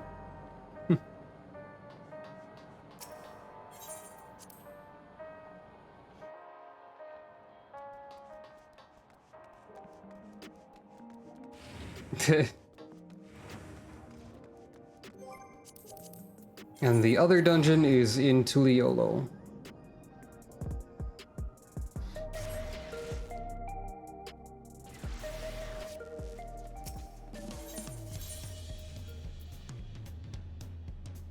By the way, I did the entire Carpenter questline while I was here. I have Carpenter at 100 now. That happened off camera. It turns out the crafting questlines are still good. You learn a lot of interesting information about lore. Like little mythologies about all of the people in Tyrol. And other such things. And also, they may have just directly hinted at either a raid location or a dungeon in a future patch. Because, like, the little Moblin lore that they gave was about how they were tired of just wandering around on the surface for a while. So they decided to dig and live in a cave. And then they needed more space because they were storing stuff in their pots, and they had too many pots. So they dug the cave really deep, and then they hit the ocean, and the entire cave flooded, and they escaped by riding in their pots like funny little boats. But they decided, you know what? The underground sucks. Let's live on the surface instead, actually. And so they built houses that look like pots. But some say that the sunken city they used to live in is still around somewhere. And they gave it a name specifically. And also that name is the name of a location that is in 11. Let me see if I can find the name again. somewhere. I could probably just look at my screenshots folder. I'm scrolling through. It was Movalpolos. Apparently that is a place in 11. That could be the deep dungeon. That's true too. I feel like that's clearly hinting at something. Other Carpenter stories explained that the Hanu are in fact descended from the Hanu in the Sea of Clouds. Like, some of them fell down one day and like traveled, tried to, and like found the reeds that sustain them these days, and they were shown them by a god bird, and then they were like, cool god bird, let's worship that god bird. The Pelu Pelu story was about how they discovered their tea because the entire population like was hit by famine, and one person who was like sickly and couldn't, and was always worried about not being able to help, decided, well, everyone takes care of me all the time and I love them for it, but I need to finally help by leaving the town in secret during the famine so I can die so they have one less mouth to feed. And that was like a depression gut punch in the face and gut at the same time. But then they ran into a mountain spirit. Was like, whoa there, hold up, try this tea, try these tea leaves. And then they did, and the tea helped everybody, and it was good. I don't know what that emote in response to that means exactly, but it made me go, ugh, when I read it, so, you know. There was also the story of the Tonawatans from Jacques Turol, and how they traveled and planted cactus in search of the land of the sun. There's a lot of nice stuff in the Carpenter storyline. Also a part about like the story of how apparently at one point the grandfather of the Carpenter quest giver proposed that a new alphabet be made alongside the language of Turali, and Gulal Jaja declined this and sent him to like go on a tour and investigate the lands. And he learned, and they all came to the conclusion that like Turali was a language of convenience designed for like ease of communication, but if they also made a written language to go with it, it would like overwrite a lot of cultural language and communication and like glyphs and all that, and some of it would be lost to history. So they decided against making a common language, or a common written language for Turali. And that was really interesting. Anyway, that's my sudden summary of one of the crafting quest lines.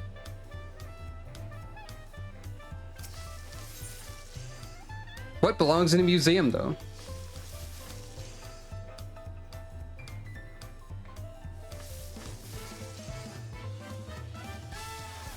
The other quest line I will be doing anytime soon with that is the botany one, which is Sad Bunny Man cannot run store because no supplies, because his supplier is old now. And then another Vieira shows up and is like, hello, it's me, a Vieira from Authored. Would you like some Vieira lore that was absent elsewhere in the game? Surprise, idiot, it's Vieira lore time. So maybe I'll learn more about Vieira by doing that one. Yeah, Authored. There's Vieira from Authored, suddenly. S'crow, at last! You've no idea how long I waited here, hoping we might finally meet. It's a matter of utmost importance I simply must have your assistance with. Ah, but introductions are in order. I'm Zesahan, professor of archaeology at the Studium. At the behest of the former head of Reason, I was invited to oversee various archaeological expeditions throughout Tyrol. I heard from a little bird in Volakshunsa that you, a most renowned adventurer, had made your way to the continent, and could think of no better individual to aid me in uncovering its history. As a matter of fact, I've already made a most fascinating discovery in the wilds of Jacques Toral. I chartered a balloon to examine a point of interest in Chaloni, you see, and soon discovered ruins which have been unseen for nigh a millennium. Surely Lady Luck is on my side, I thought, but alas, things soon took a turn for the worse. In the spirit of inquiry, I hired a group of mercenaries for protection and made my first foray into the area, but we were no more than halfway through before a host of fierce fiends barred our approach. Truth be told, 'tis a miracle we even made it out alive. I think the Authorian Vera is a guy. Yet for a seasoned explorer like you, I dare say delving into the deepest recesses of such ruins unharmed would be child's play. What do you say? Would you aid my investigation and embark on this new adventure? Nod. I knew you wouldn't disappoint. The ruins lie beyond the river north of Lake Tory in Chaloni. Let us continue our conversation there. Ah, you must have just typoed then. Because you said she. I can... or were you referring to Ayato? Either is possible.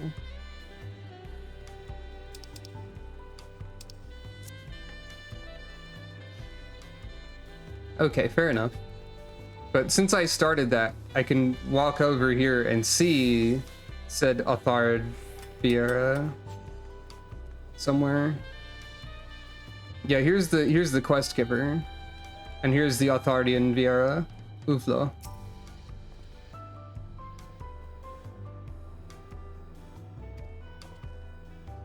Viera lore in the future. At some point. Also surprised authored, like, representation, because authored isn't mentioned that much, I guess.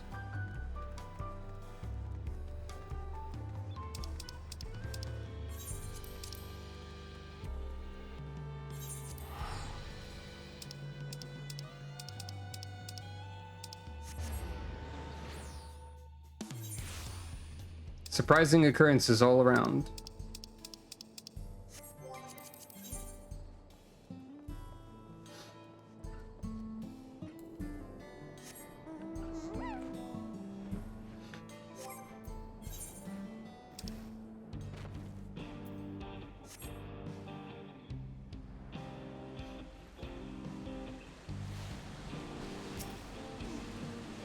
Wonderful, you're here! History lost to the ages lies in the valley just upstream.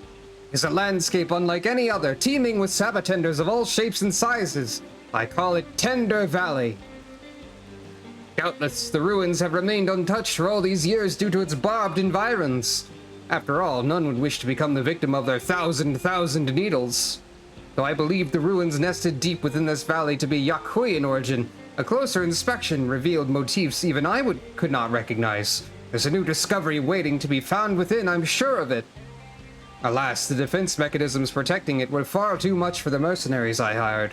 You'd be wise not to underestimate them yourself. Lest I forget, you should know I dropped some of my notes concerning the expedition during my escape. If you would know of my findings, I encourage you to search for the records during your exploration.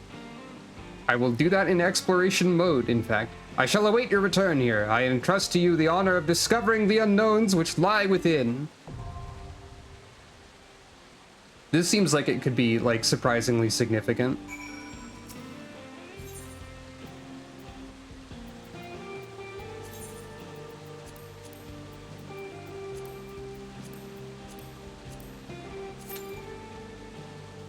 Well done.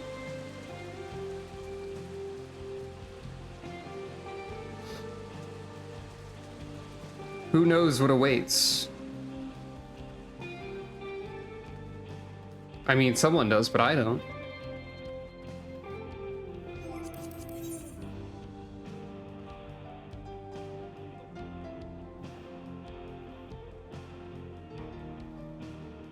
By the way, the other super boss is around here somewhere. Over here, I assume.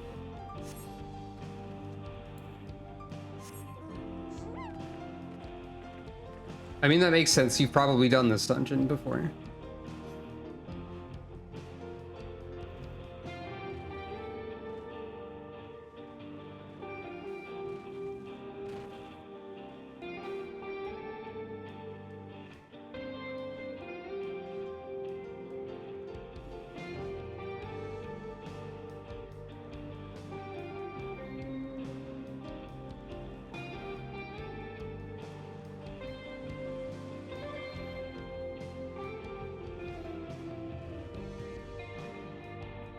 It's like weirdly extra warm today.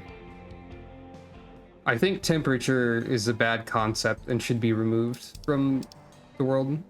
There's a fate train happening.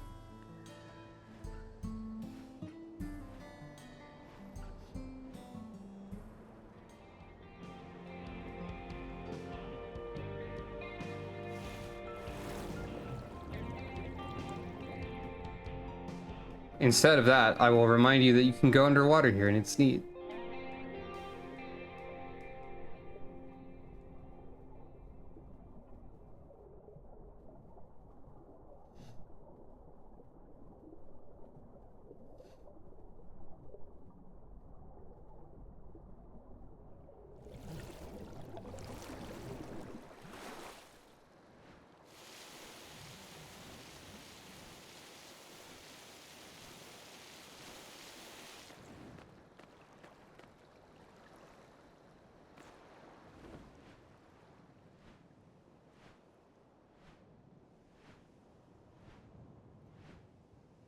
Oh, another thing. Speaking of fates, I believe they reduced the amount of fates you need to get to rank 3, or rank 4. I think it was 60 before, and now it's 40. So you have to do like 20 less than you used to. Unless I'm making that up. Okay, I'm not making that up. That's just a good thing to know, maybe.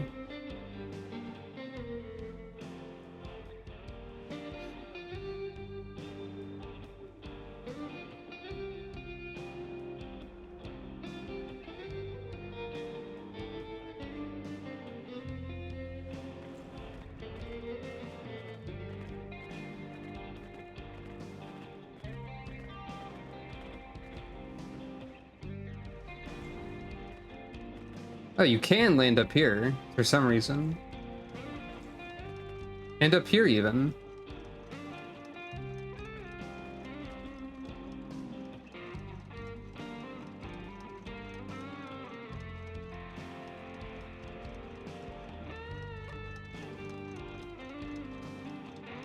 Alpaca.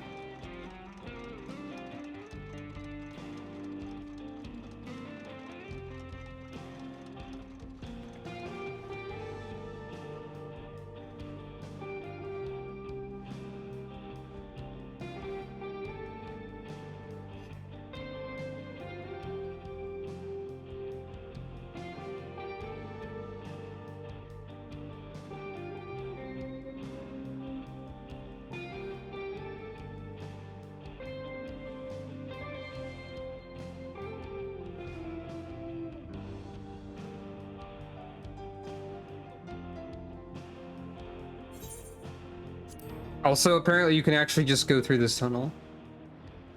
So that's fun.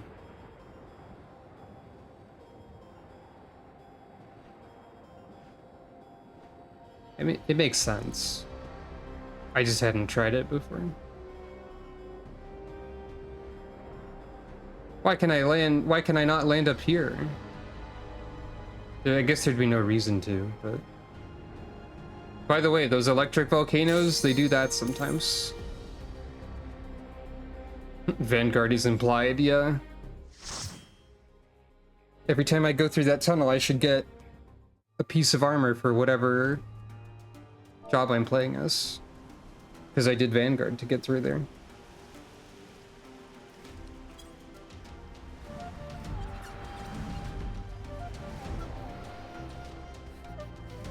Welcome to Cactar Town, apparently.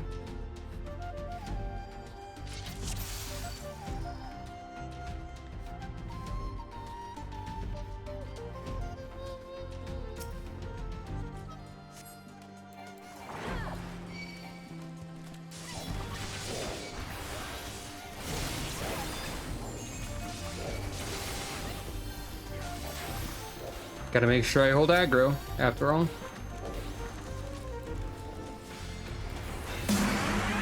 Hello, and welcome.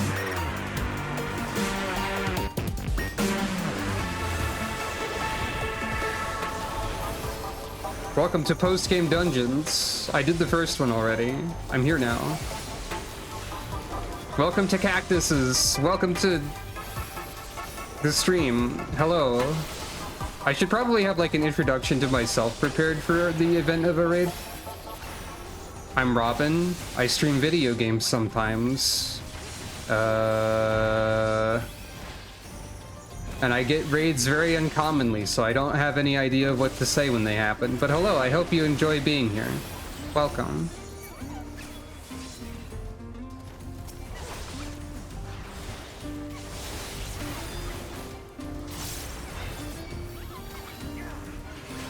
This is Final Fantasy XIV Dawntrail, which recently released. I'm sorry if you're accidentally being spoiled on things. I hope you're not.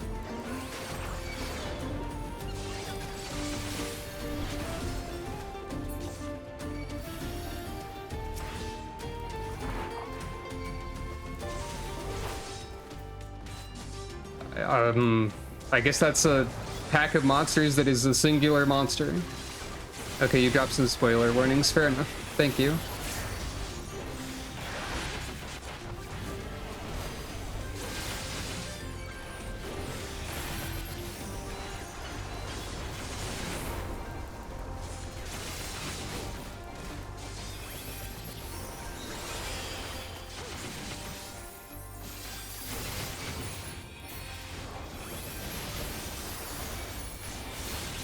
The other dungeon, I would describe the other dungeon like that, I think.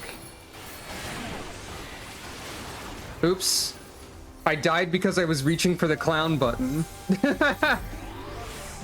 I clowned myself to death.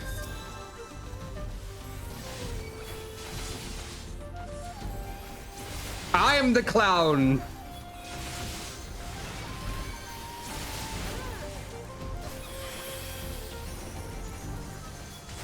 I'm not gonna say that in party chat. That would require too much explanation.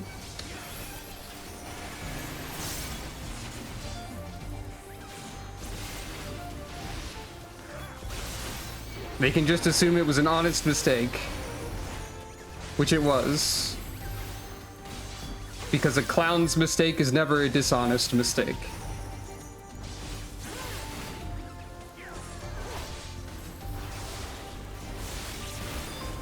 I did like the other dungeon, though, to be clear.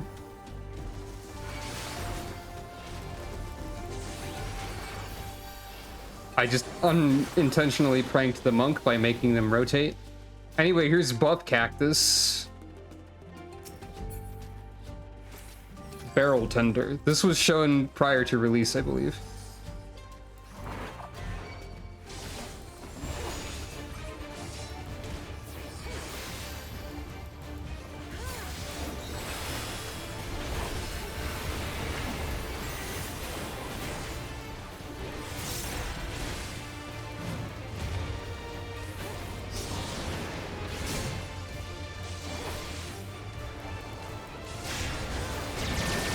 Oh. Your AoEs are more AoE than they appear. I understand.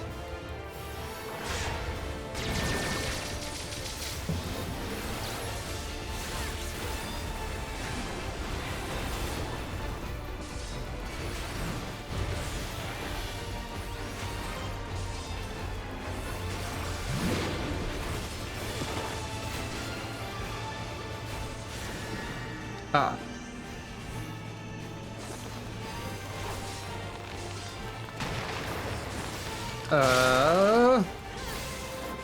Don't use arm's length, idiot. Die. Apparently. Alright, fair enough.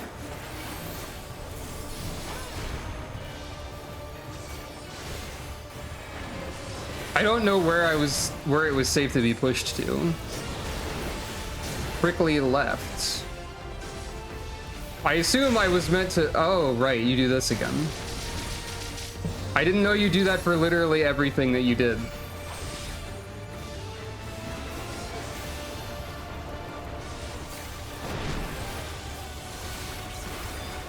Thankfully, as a tank, I'm allowed to be a clown who doesn't know everything immediately. Alright, so, like, where is safe here? Oh. I'm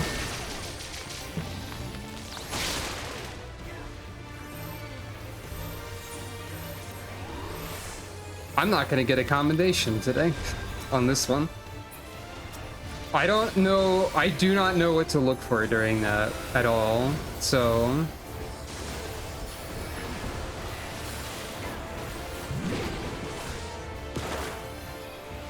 Like, I'm trying to look to my party for guidance as well, but they're... Apparently over here's good. Okay, in the corner for that.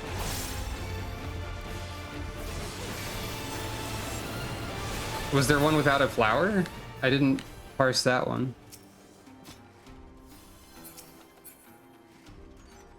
I don't think I need... Yeah, I already have those.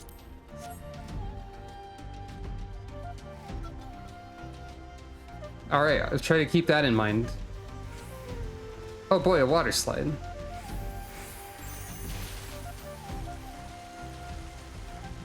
Whee.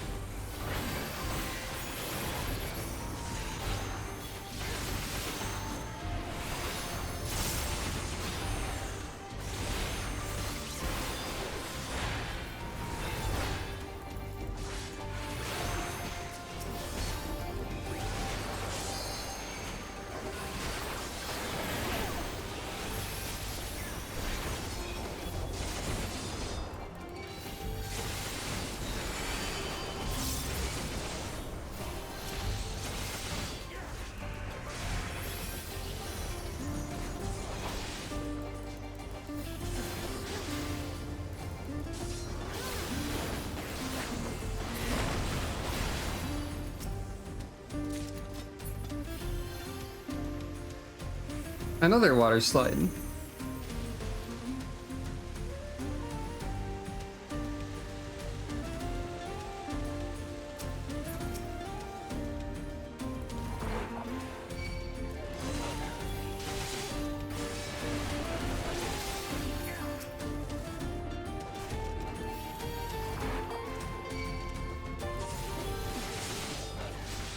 Wait, they're speaking. Oh, this is apparently the land of the other Yakui, if I read that correctly. Chiwerga, I think?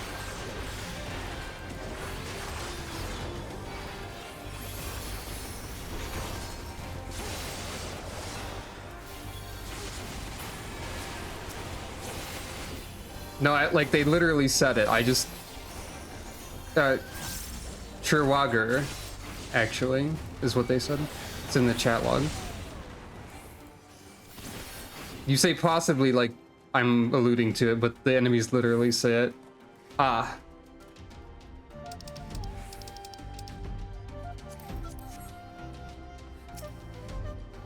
Bomb furnace.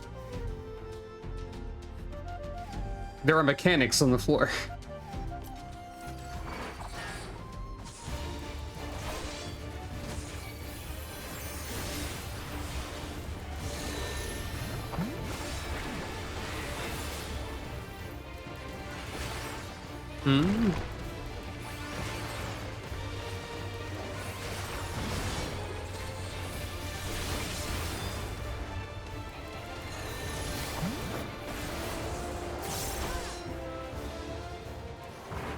One assumes that means get away from there. Unless it means, like, get away from this square. Huh? Oh. I don't follow exactly. I'll just follow the lead of everyone else instead. So if it goes in the square, it shoots out the sides. It doesn't really matter which square it's in. If it goes in the circle, it shoots out the circles, I assume.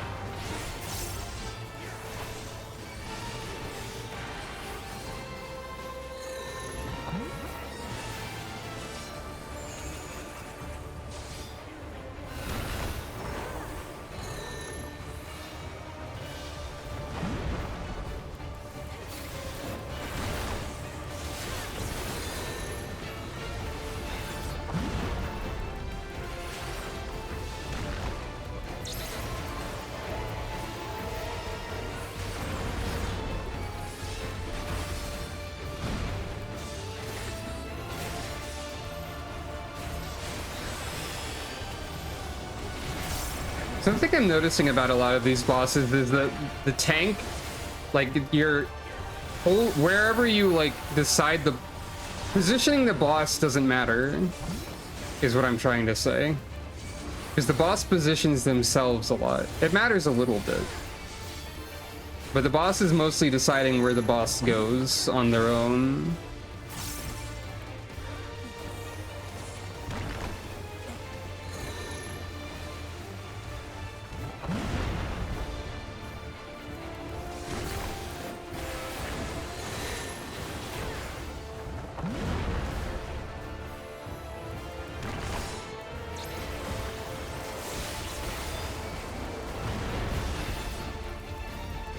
This feels like...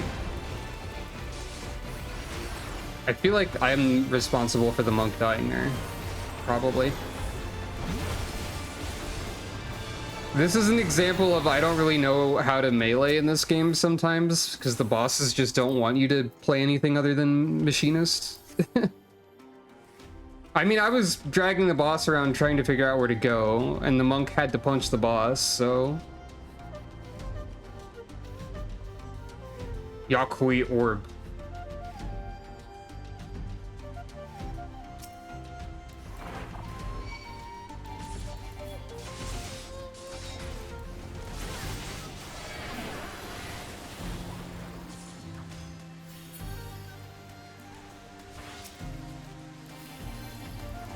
I think we can like split the blame for that.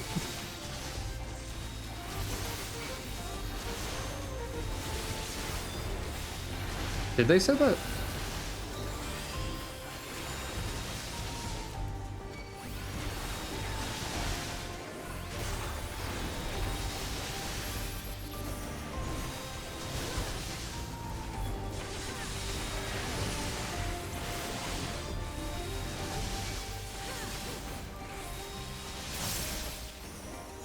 I mean, that's fair, I guess, but also like I don't know, it feels like when I'm not hitting something in melee, it's because I'm making an error, and I should know how to melee everything, but maybe that's not how the game is designed, and it just feels like that's how the game is designed because of like how Endwalker went. I don't know. Also, first time mistakes will happen on my every time I go through this dungeon.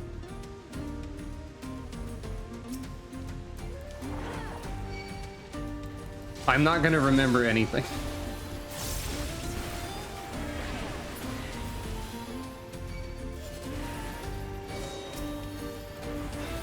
Guardians of the Sanctuary, in the name of the Great Serpent, I bid you awaken. Oh. Hey, I know this one. Sort of. I didn't mean to do that. It's literally Ronka. Interesting.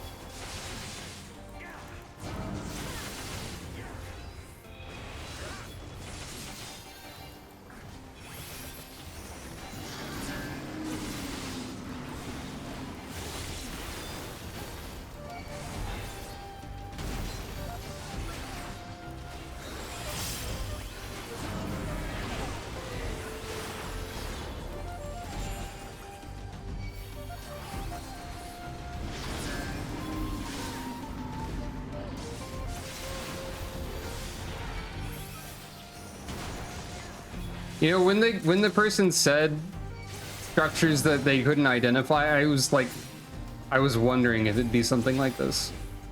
Again, you'll have to believe me because I didn't say that out loud, which happens. Oh no, I saw the symbol back there. That's the Great Serpent. Are you making me fight the Great Serpent?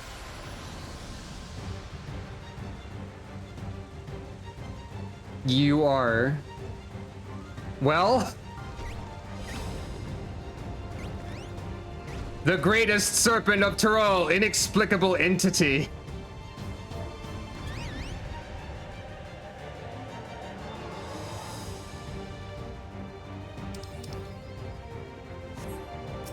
I see.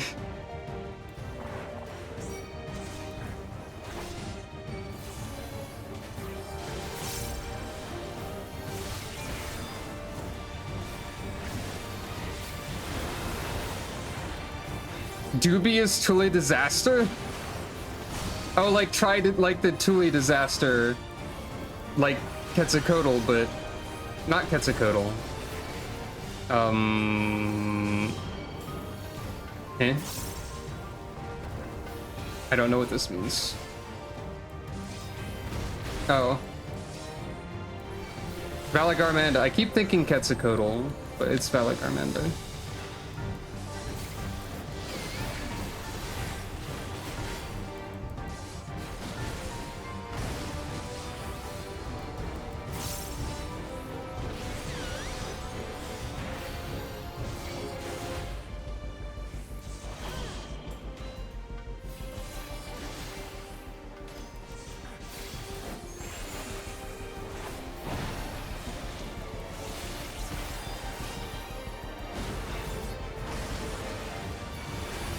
Greatest labyrinth.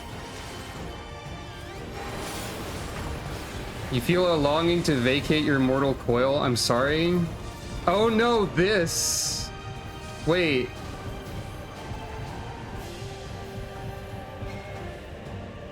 This from Solo Duty. Wait, that's from the Omega Raids? I think it was in, there was a Solo Duty, right? That had something like that in somewhere.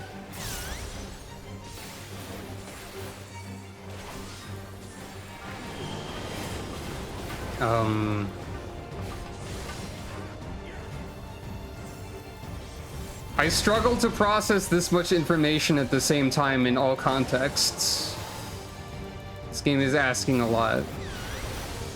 Wait, was that most summoning? Mighty Blorp? What is happening?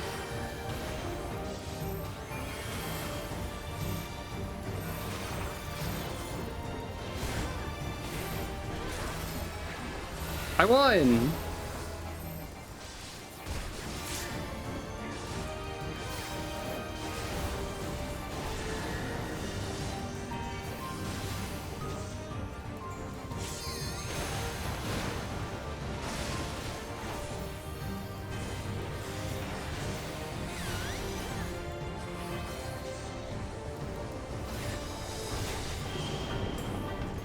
Is it over here? No, it's over here. I am bad at processing this.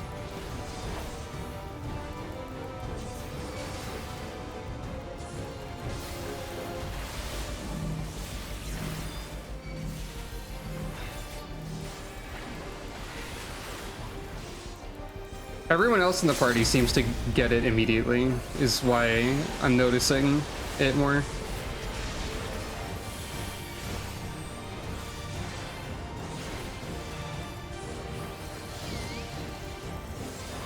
Well, not everyone, but like...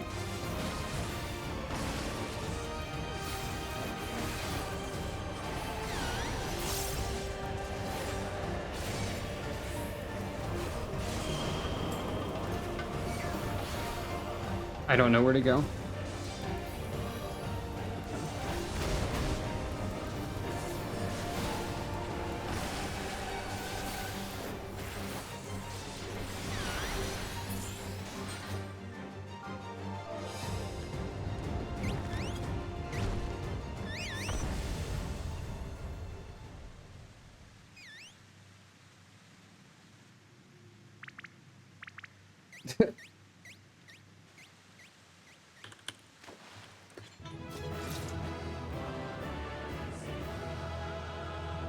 Joy.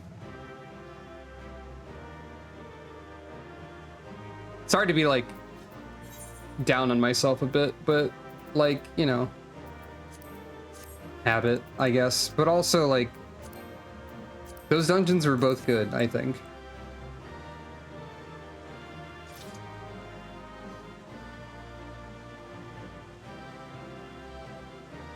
I just realized that the scholar healer who was named Girly Teen Girl was like a, let's say, body type 1 Hrothgar wearing like spiky leather. And like more power to them, honestly. Shoutouts to them.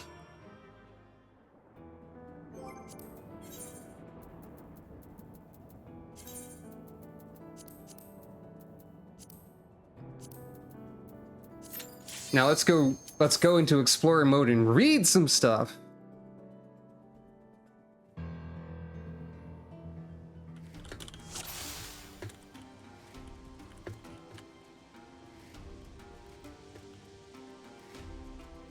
I forgot you could use them out inside of explorer mode dungeons. Though I spoke with some few Hetsoro and Shaloni before my expedition, they had precious little to say about the ruins. I did learn, however, of a cautionary tale told to their young, that to enter the valley comes at the risk of great swelling pain from the Sabatinder's needles. Pain I quite acutely feel at this very moment. Oh, also all the regular cactuses are doing the cactuar pose. Or like a lot of them are. I don't think this actually goes any faster than being on foot. Maybe it does.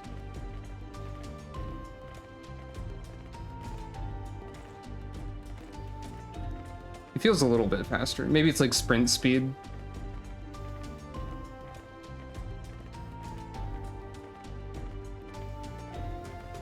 Saguaro cacti have skeletons? There's a lot I don't know about cactuses. Tumbleweed.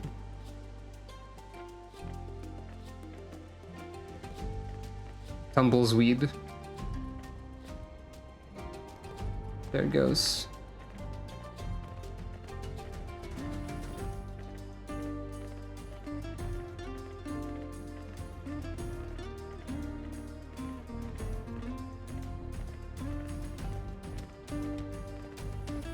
Skull.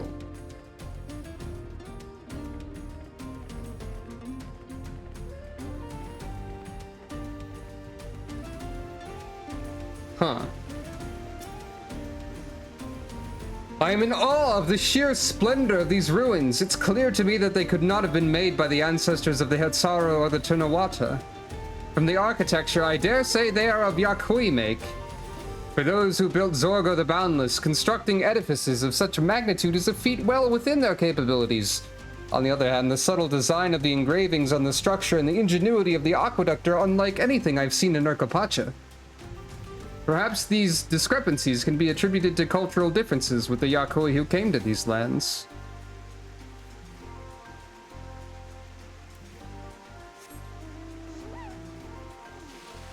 My alpaca has dissolved like Yoshi. It is truly a sad day. Oh, I didn't see if I got any commends. I got 3, actually. What? Okay, sure.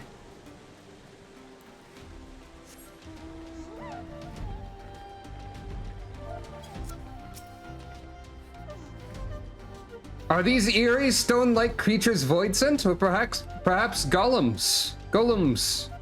I'm still unsure of how to say that a lot of the time because I've heard it as golems so much by now. A dry cactuar would be interesting.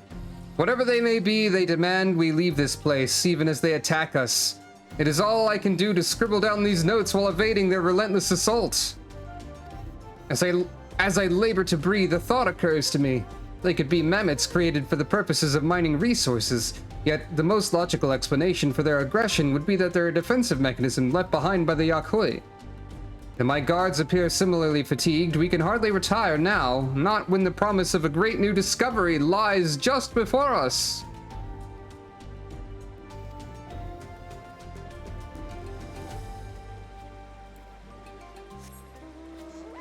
I don't know if this is slightly faster. It feels slightly faster, but I mostly just want to ride the funny alpaca.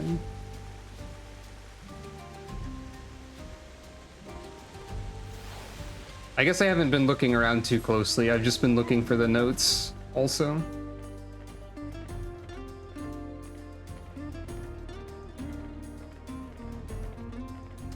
Oh, the Great Serpent was like is shown right there, in fact. I didn't notice them at first. An entity which appears to be, for lack of a better term, a walking chimney guards the doors leading into the ruins. The doors themselves possess a design wholly unfamiliar to me, and I cannot help but feel we are on the verge of discovering something incredible. Alas, the pain from the needle which pierced my lower back worsens. What's more, the arm of one of my guards is paralyzed, leaving him incapable of lifting his sword. We cannot hope to face that thing in this state. Though my heart breaks, we've no recourse but to withdraw. I somehow did not notice the Great Serpent edifice prior to the actual boss fight against them. We can see some glyphs like on the side of things here, some of which sort of resemble the Yakui glyphs, but are also distinct.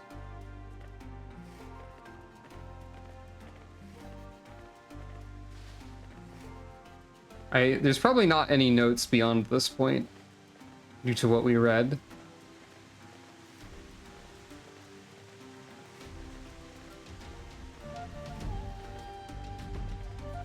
The serpent.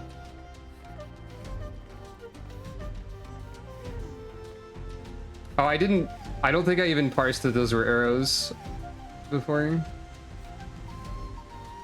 There was so much everything happening all at once that I didn't.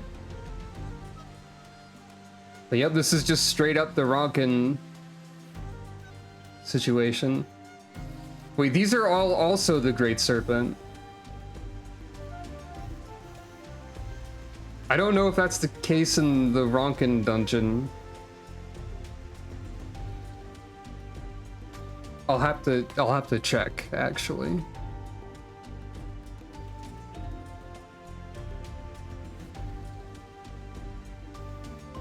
Altar of the Urn Exalted.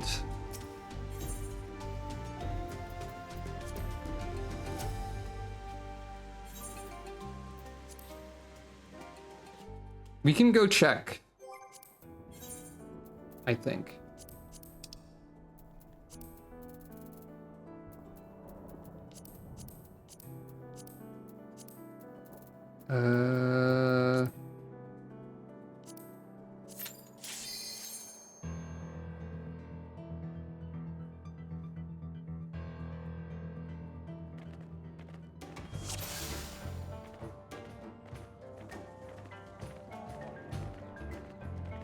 Okay, yeah, they are like owls here.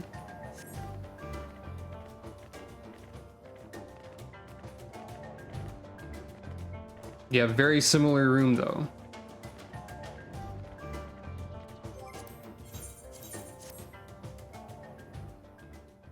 Interesting.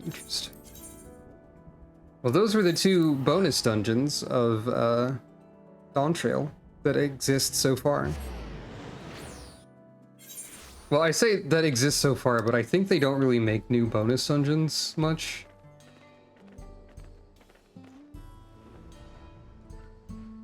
Typically, not these days. They might. I don't know.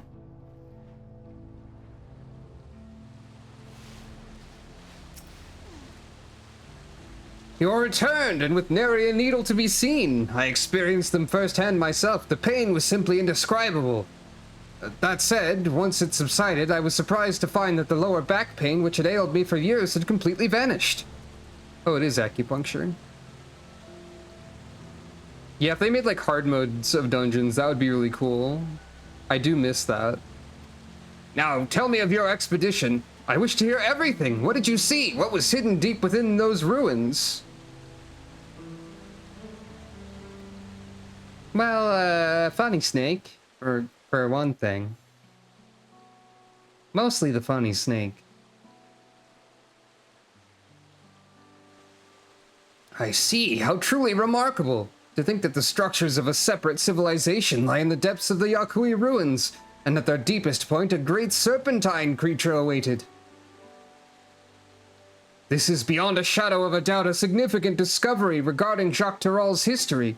Tell me, what thoughts have you concerning the valley's depths? I dare say the ruins predate the Yakui. It reminded me of the ancient Ronkin ruins I saw in another world. Seems special, I guess? I've no doubt that there were many gospels that foretold of the great serpent's majesty. It was a lot like these other ruins I saw in another world. What? Truly? Such a claim is invaluable testimony. What?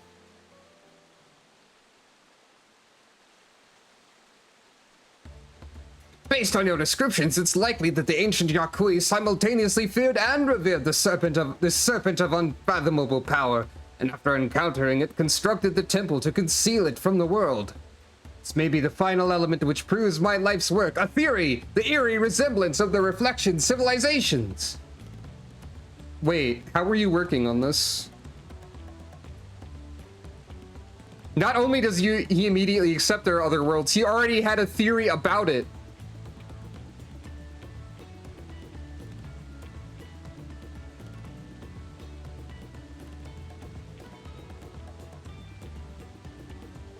Also, now that you mention it, I guess the Aura guy who really liked the serpent was maybe similar to this guy. Is he around? Can I go find him easily to check?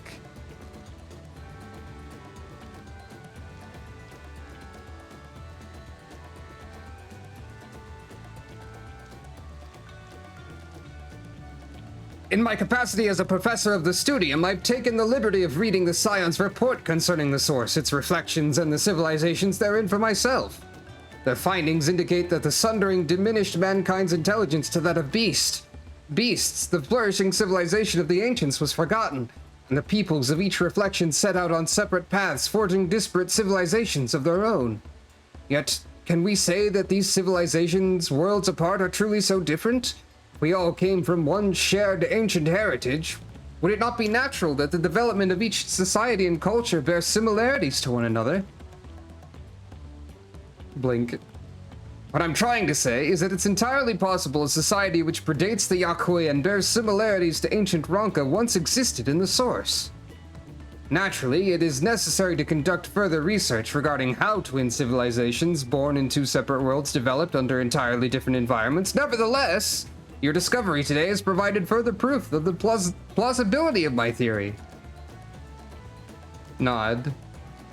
On that subject, I'd ask you to join me on another adventure, one markedly less fraught with danger. As one who's traversed beyond the rift to the first, your knowledge and insight concerning the ancient Ronka are invaluable. I would journey to Warlord's Echo and speak with a chronicler of the Yakui, that I may learn of their legends, and who knows, we may just discover some striking parallels to the culture of ancient Ronka.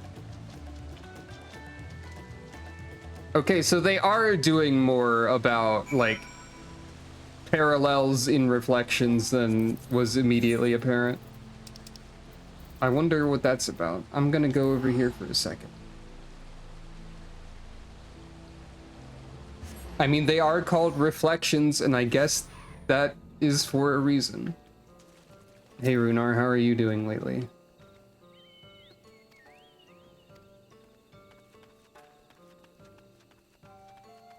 I don't remember where this guy would be if he's anywhere.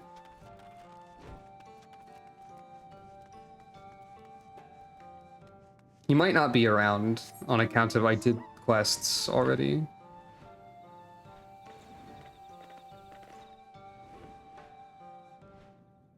I haven't progressed much in the society quests here, so like that would make sense, but I don't think he'd be there yet.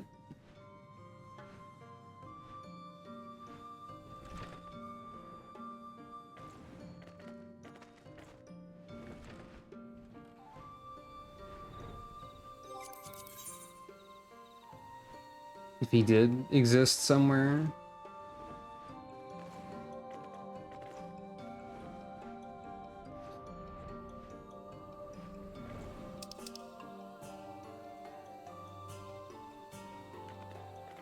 I don't think there's gonna be a Quinford around here. In reality. The society quests are over here.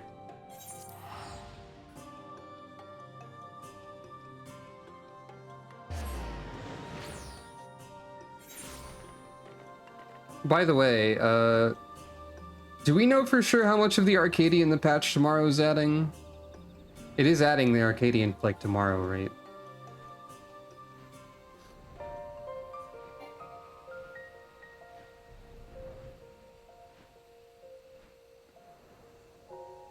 I don't think he'd be over here anywhere. I can also I'll just look him up.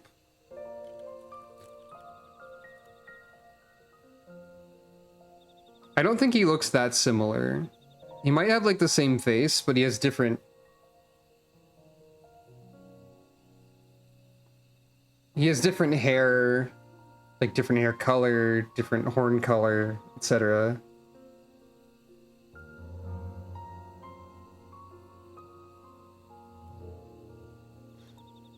It'd be really weird if they added the entire Arcadian at once. Yeah, I'm not far enough in this quest line to see him here. If he is here later. Anyway.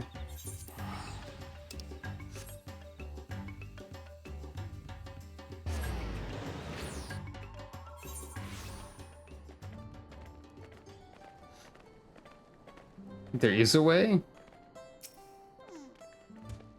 Master Zesahan has told me of his request. I hope that I'm able to be of some help. Yeah, he doesn't look that similar. I'm pleased to see you made it, S'crow. I came by alpaca, and for a blessing felt no pain in my lower back for the entire ride. Perhaps the medicinal applications of Sabbatender needles is a field deserving of further study. A subject for another time, perhaps. The personage before us is the self-same individual who informed me that the Yakuy ruins may exist, in Chalone. They looked after me when I came here previously to conduct fieldwork, and are an extraordinarily erudite individual, well-versed in ancient legends. Tell me, my friend, based on what I've shared with you, were you able to find any commonalities between the legends of your people and the ruins we discovered in Jacques Terral? Excluding those concerning disease, precious few stories of our ancestors who traversed north have been passed down. But for the valiant warrior who brought the sky ruin low, I would share with you a story regarding the Great Serpent, one we normally would not disclose to outsiders. Please, follow me to the indelible passage. The murals shall explain all.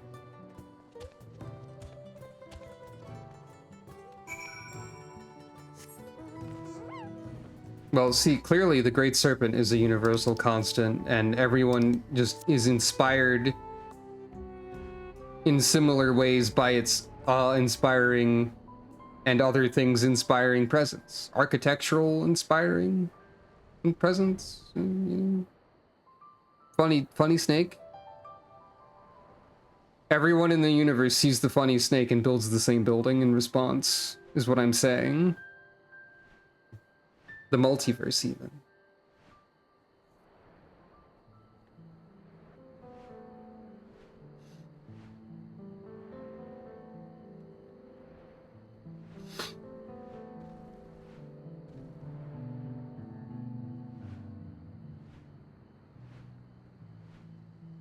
Indeed, indeed.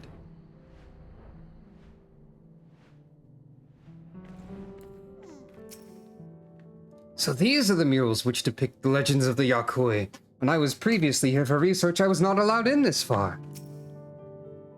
A legend concerning the Great Serpent is hidden within this mural. Pray gaze upon it carefully as I weave for you an ancient tale.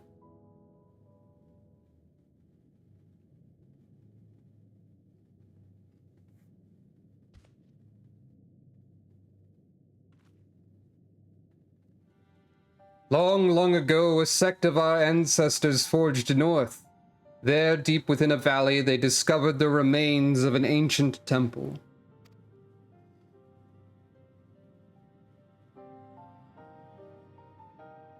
Its inhabitants had long perished, and the purpose for which the structure existed was itself an enigma.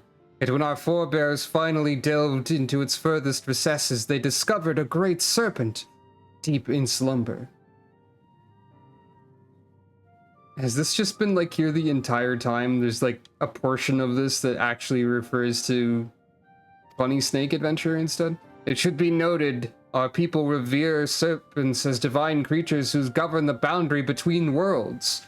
To behold one of such immense power dormant there within the ruins, they believed it best to build a temple around its chambers and offer prayers for its divine protection.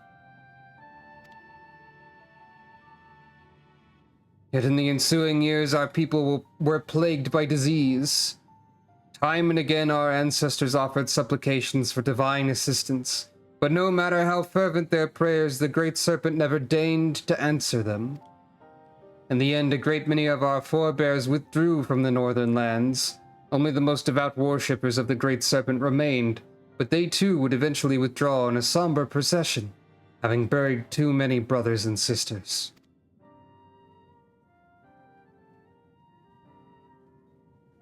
The sect who remained prayed for the Great Serpent's awakening. They prayed for a salvation that would never come.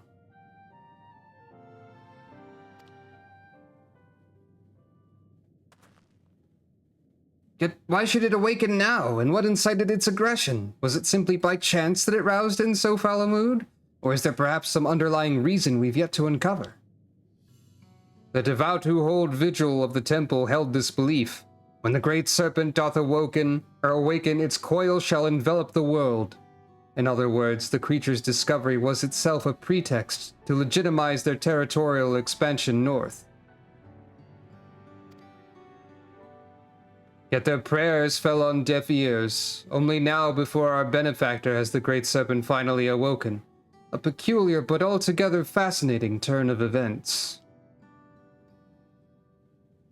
If the being you encountered truly was divine, mayhap it is you who shall receive its blessings.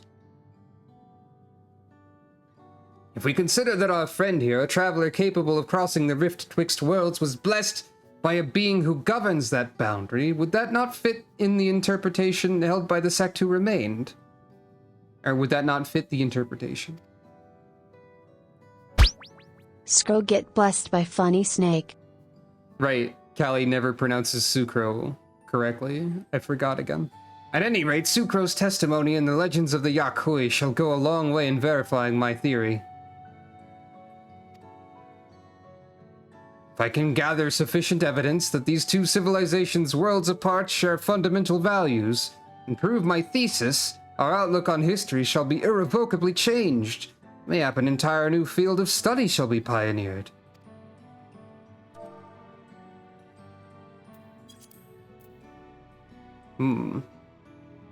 Does the inception of civilization? Oh, Susan C. Crow? Or Susan C. Funk, rather? Does the inception of civilization in its infancy bear similarities in each reflection? Was there some localized connection between them, such as a planar fissure? Or perhaps there was some all-powerful keeper of whispers peering through the veil? Keeper of whispers? Isn't that a term we've heard specifically somewhere?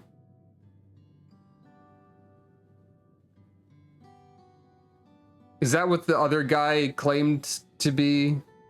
Or something? Quinfert?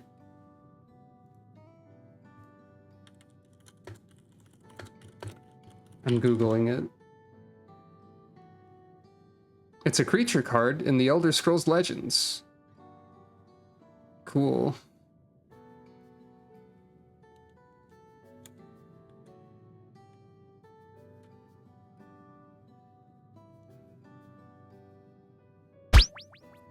A member of the Knights Blessed, Quinfert is an outspoken 18-year-old with an impulsive streak.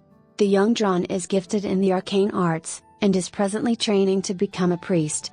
Claiming to see the future in his dreams, he compiled the details of his visions in the Gospel of Quinfert, but even his childhood friend Valen dismissed them.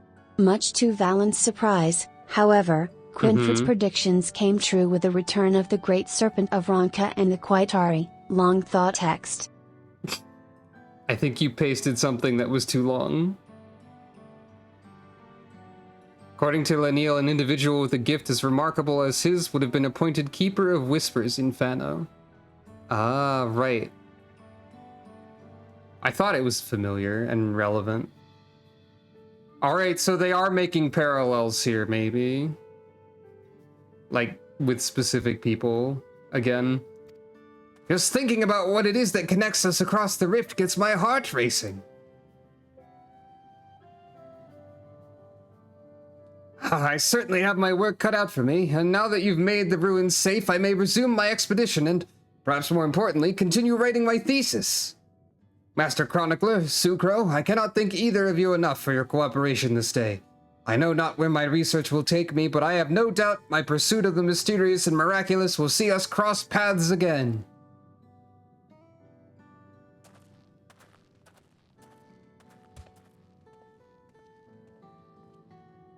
Nod.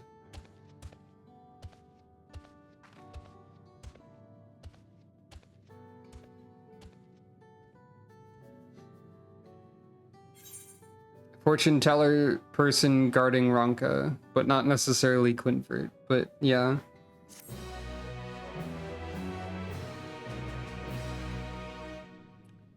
At this point, it's becoming very whoa. A pile of people. Yeah. It's becoming very noticeable how much they are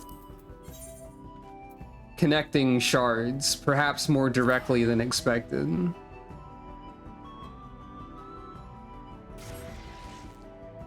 Many more specific parallels are being drawn than before.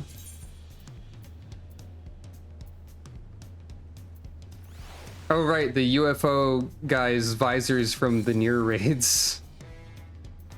You mentioned that.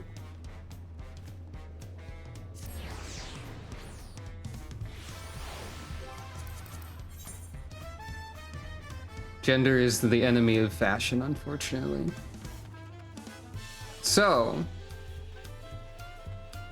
I think at this point we can say, instead of maybe start the role quests, definitely start the role quests. It's been like 2 hours, 38 minutes, and 43 seconds. But like, I can at least start something. And, you know, tank would maybe make sense, given that it's what I played through the game as. But what if I just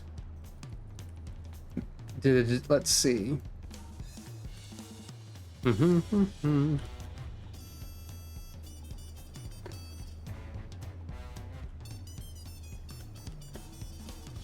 What if I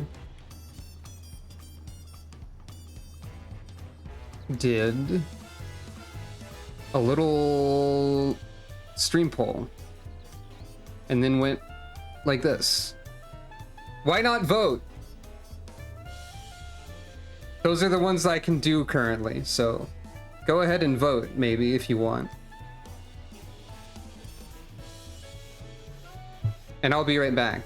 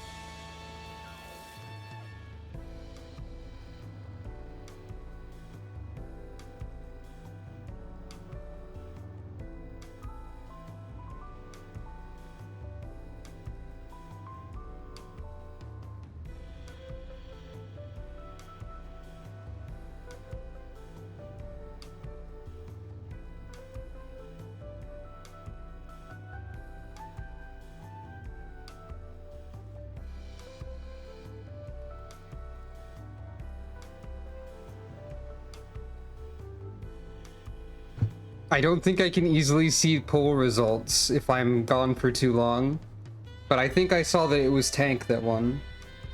I was gone for longer than I expected because I had to pet a corgi.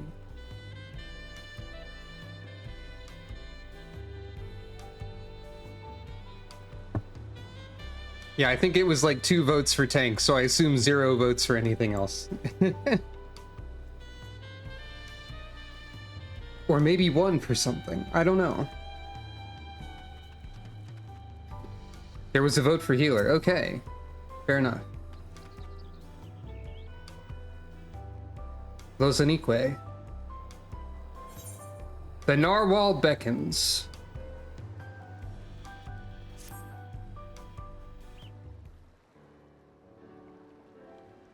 I'll change the, I'll just change the title to Tank Roll Quest so that it's more clear what we're doing.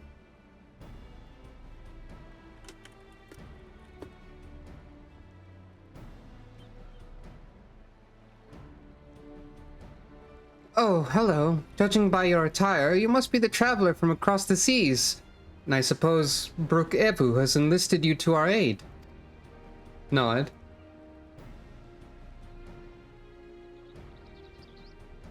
That you were guided here safely must be the work of the brave narwhal, who remains watchful even in this dire time. We are ever grateful for its vigilance. My name is Lozanique, and I hail from the northern reaches of Jacques Toral, where even our breath freezes when caught in the chilling winds. Our people reveal a Toral vidral of the narwhal, whose essence rests in the cradle of the sleepless, our most sacred treasure. Though through fathomless depths it swam without rest, protecting its home from any who would do it harm. Legends tell that the narwhal could place the burden of its fatigue upon another, and thus was able to maintain its vigil night and day.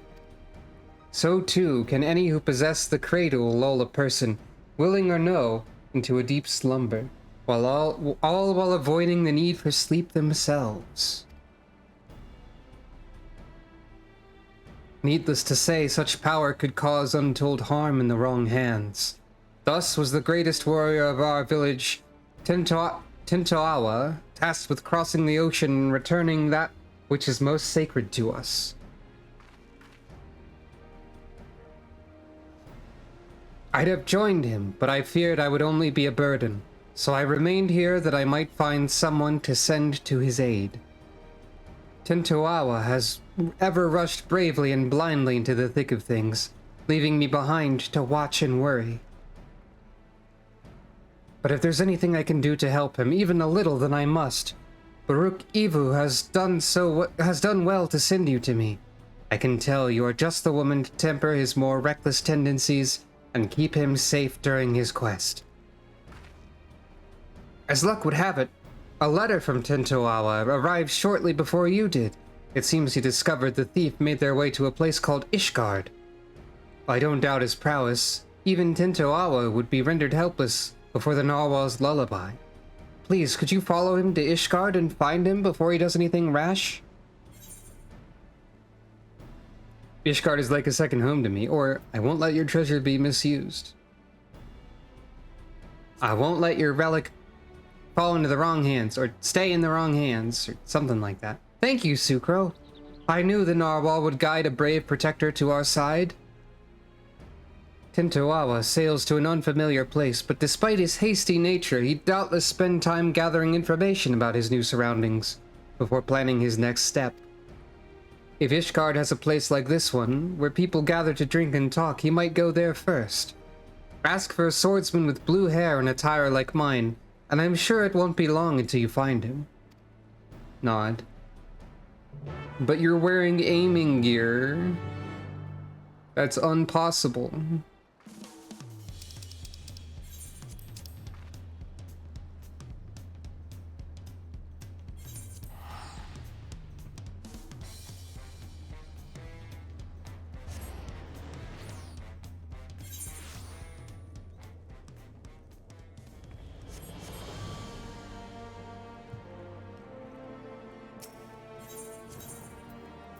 So another set of role quests that have us visiting the realm, but in a much different context from the previous ones.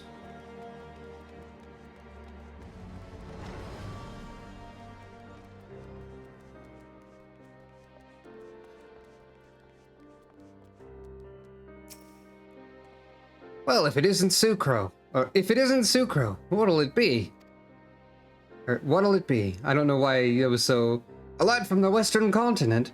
I can't be going around gossiping about the comings and goings of my customers, now can I? That's a quick way to an empty tavern. But I suppose since you're you, I can make an exception just this once. Yeah, like this is much more comedic than the previous set. A lad which, much like the one you described, walked through my door not long ago. Was asking anyone whose ear he could bend about some stolen narwhal or some such he was after. Usually you buy someone a drink before interrogating them, but not him. Nobody knew what he was going on about, but he was determined. Asked where else in Ishgard people might gather to flap their lips. So I told him to head to the Jeweled Crozier. If you leave now, I reckon he'll still be there. You'll know him when you see him, trust me.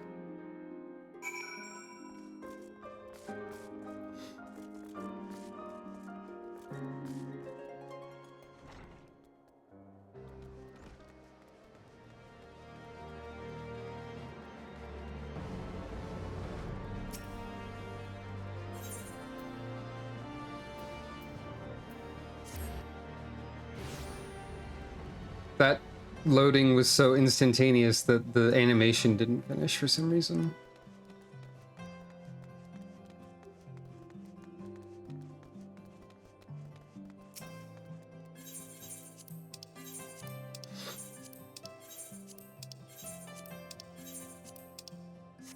They should add a repair all parentheses, like really all everything button. I've said this before, but it's still true.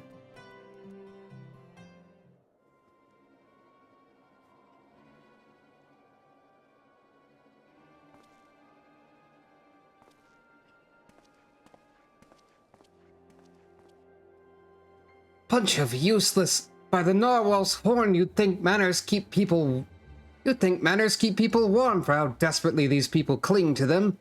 And here I'm trying to rid their city of a thief. Howdy.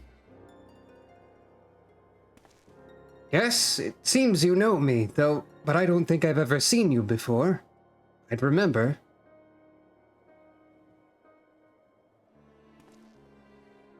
Lozanique sent you. Even across oceans she can sense when I'm in trouble. Well, I won't deny a helping hand, especially one with her blessing. I'm having no luck gathering information from these people. Seems there are unwritten rules regarding favors that no one's bothered to tell me. Nod. I knew the thief traveled here, but that's where the trail runs cold. I thought it'd only be a matter of time until they used the cradle to commit some misdeed or another, but it seems nothing is amiss within or without Ishgard's walls. I have only a description to go on, though it's availed me nothing so far. A woman of a race known in this land as Elizin. She has striking red hair, and eyes the color of rust. A scar dominates her forehead, and a mole rests upon her lips. She came to my village posing as a scholar with an interest in the cradle. Although she gave us a name, I know now it was a lie, just like everything else that spewed from her mouth. The bounty of meat, vegetables, and fruits she offered was worth its weight in gold to us. After the cold snap we suffered last year, we couldn't afford to turn her away. But looking back, I realize how brazen her deception was. Although she wore the robes of a scholar, she moved with the poise of a predator. I marked her as a fearsome warrior the moment I laid eyes on her. Of course, she wouldn't have been able to travel so far north on her own if she was unseasoned, so I thought nothing of it at the time. It was my first misstep of many. That's all I know. It's not much, but if you see even the smallest scrap of a clue in there, it'd be a damn sight better than what I currently have. Few scholars study in Ishgard without passing through the Astrologicum. If she feels even an ounce of guilt, She would seek penance at St. Raymonald's Cathedral, or a skilled sword would be known among the Knights of the Congregation. I mean, this makes the most sense. If she's looking for knowledge, I think. Few scholars study in Ishgard without passing through the Astrologicum. I see your point, but her guise as a scholar was only meant to win our trust. I doubt she's a woman of learning.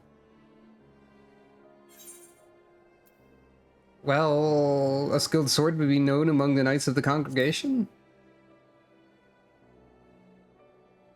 Knights, was it? I suppose that's what you call these deadly-looking fellows clad in steel. Yes, you may be onto something there, but where would we find one willing to speak? At their barracks near the tavern? I know the way. I'll meet you there. Nod. I don't know what accent to give this guy. Or what sort of voice, rather. So it's this one, arbitrarily.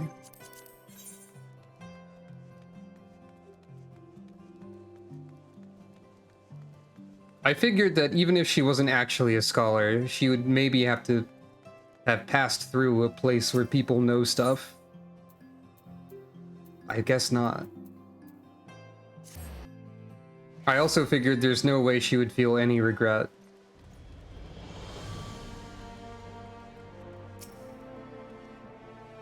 This is it, right? Let's not waste any time, S'crow.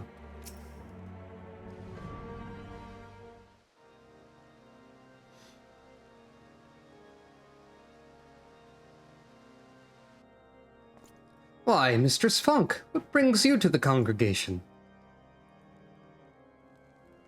Nod. This Passage of the Unbound is not a name I've heard before, but if one of their number has brought an artifact of great power to Ishgard, we would be ill-advised to suffer their presence. We shall act on this information at once. If there's aught that would threaten the peace, then it's our duty to root it out. Consider the Knights of the Congregation at your disposal. Thank you for hearing us out, truly. Now, does anything about the description we shared ring a bell? An Elysian woman with red hair and eyes the color of rust. Wait, you said she bore a scar on her forehead, yes? And a mole? No, it could not be. You know who she is? Well, such information is usually privy only to those within our order. Pray understand my hesitation.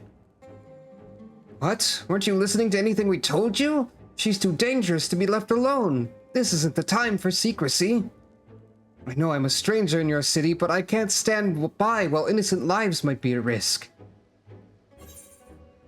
If you can't trust Tentoawa, then trust me. Or he's right, the danger justifies bending the rules a little. He's right. The rules aren't important right now.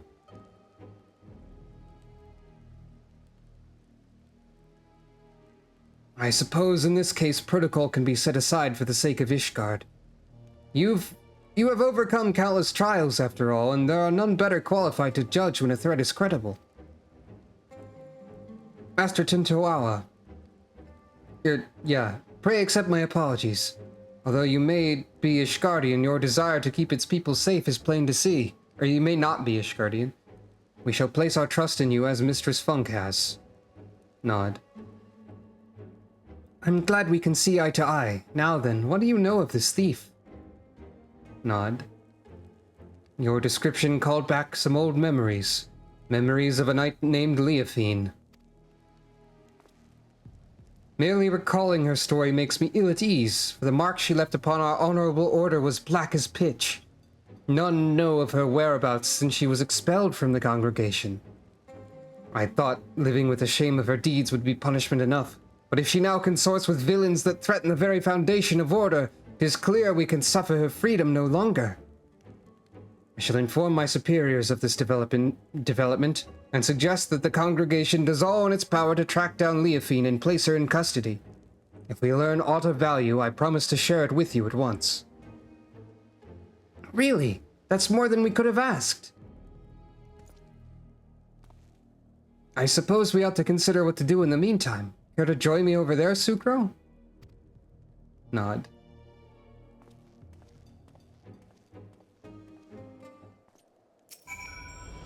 I shall inform my superiors at once. Worry not, we shall soon form a plan to bring that wicked Leofine to heel.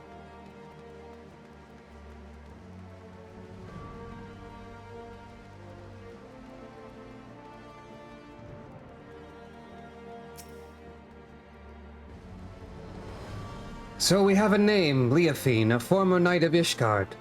That means she knows how to hide herself in this city well. Grasping about at straws won't get us anywhere. My own unfamiliarity does little to help our chances. We may have no choice but to wait until the knights discover a lead. Nevertheless, I intend to spend every waking moment learning more about this city and its workings.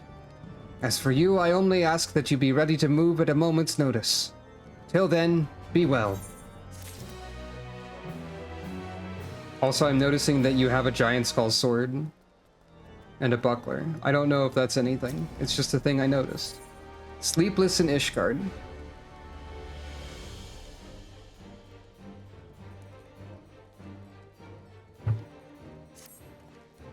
There you are, S'crow. I've been walking Ishgard's streets whenever I've been able, and I've taken to searching for any sleeping people. You see, the land I'm from isn't much warmer than this, and people know not to tempt fate by dozing off in the open air. Even those blind with drink manage to find their way home somehow. I figure the only force powerful enough to overcome that instinct for self-preservation would be the cradle. So if we find a sleeper exposed to the elements, we may very well discover Leofine nearby. I can't imagine she brought it all this way just to remain idle. It's a tedious prospect, but we need to scour every back alley and shadowed walkway before anyone catches something much worse than a cold.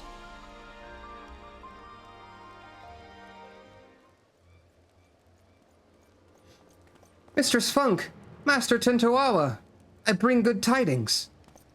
The Temple Knights wasted no time in distributing handbills across Ishgard containing Leofine's description. These efforts have already borne fruit. We but recently received a report of someone matching her features being sighted. Really? Where? She was sighted near Camp Dragonhead by a patrolling sentry. He described a woman with red hair and a distinct scar on her forehead. The outpost can be reached by passing through the Gates of Judgment and heading east. Once there, speak with Sir Eugenor for the full report. Eugenois, I think. Nod. I knew she'd show herself. Let's hurry, S'crow. Nod.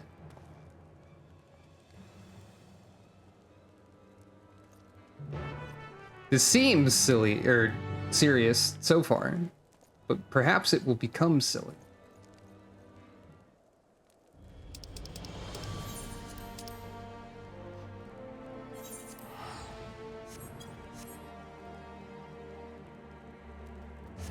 I assume that some are sillier than others.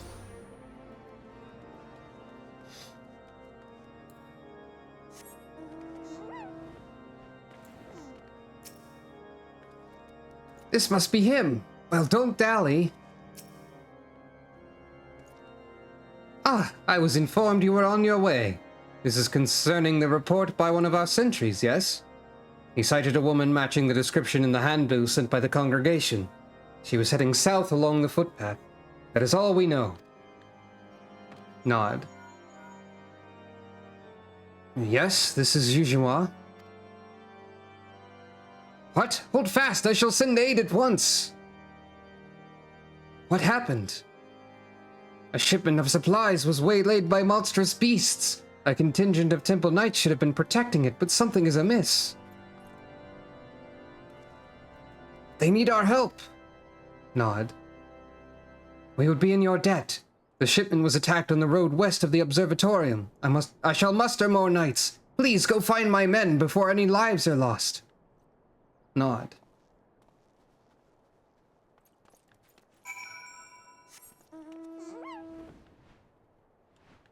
Alpaca dot wave.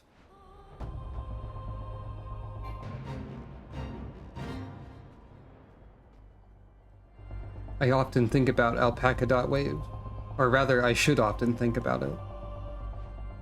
It's a good sound effect.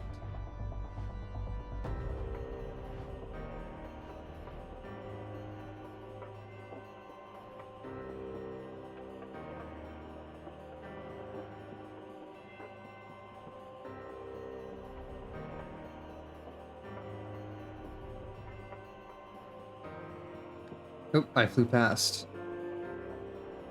If those are accurate to reality alpaca noises, that's very good, I think. They should be close, right? I'll search the other side of the river. S'crow, you can search further down the road, and keep your weapon at the ready.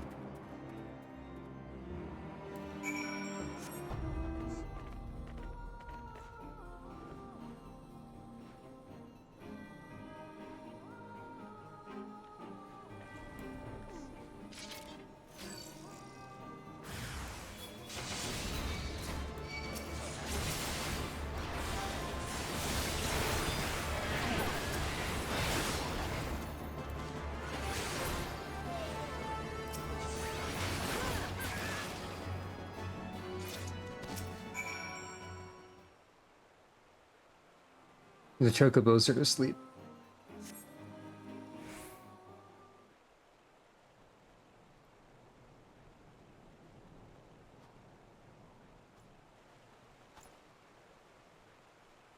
You saved us. We were almost...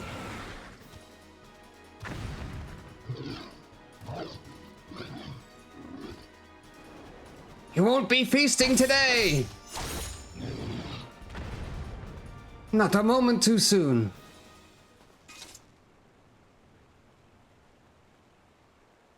The wide eye watches eternal, and eternal is the sleep it bestows.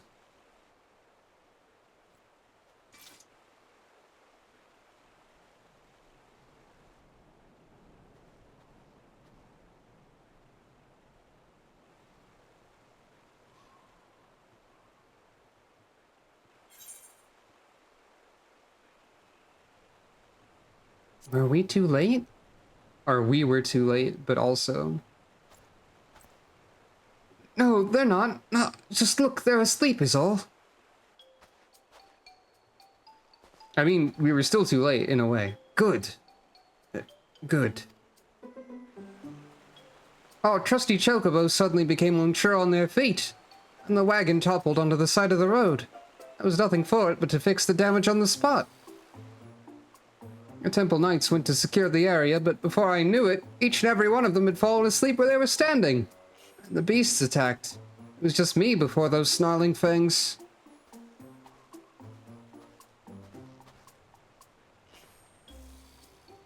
Time to wake up. Sleep here any longer and the cold will have you.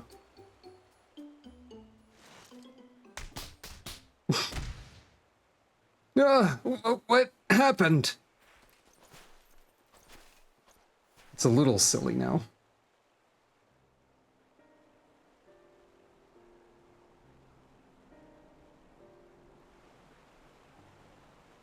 We fell asleep, but we were patrolling.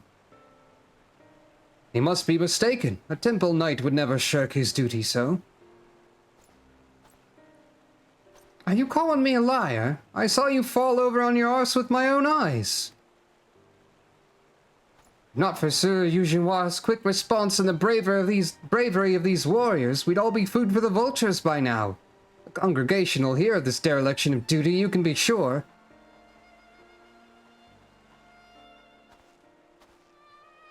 Now, hold on just a moment. They aren't the ones to blame. A sacred relic of my people was stolen and... now isn't the time. Sorry, forget I said anything. Whatever dizziness overtook the chocobos seems to have passed, so I'll resume my journey once the carriage is repaired. Assuming my guards are quite refreshed, I believe we can make it on our own. Please return to Camp Dragonhead and warm yourselves. Nod. It's no coincidence that the giant birds and the two guards took leave of their senses around the same time. This is the work of the cradle. But even if Leofine was here, she is no longer. Let's return to the city and consider our next steps. Nod.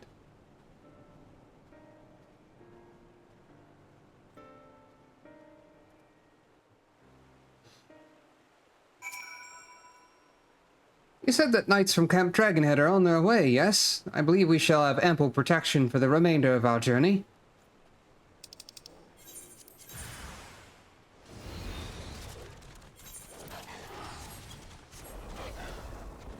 Someone else is also doing the tank role quests.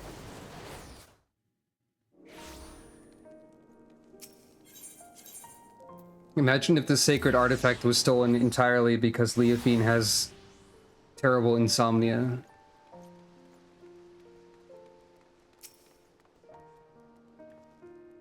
Leofine may have escaped us, but the witness's report has given us a clue to follow.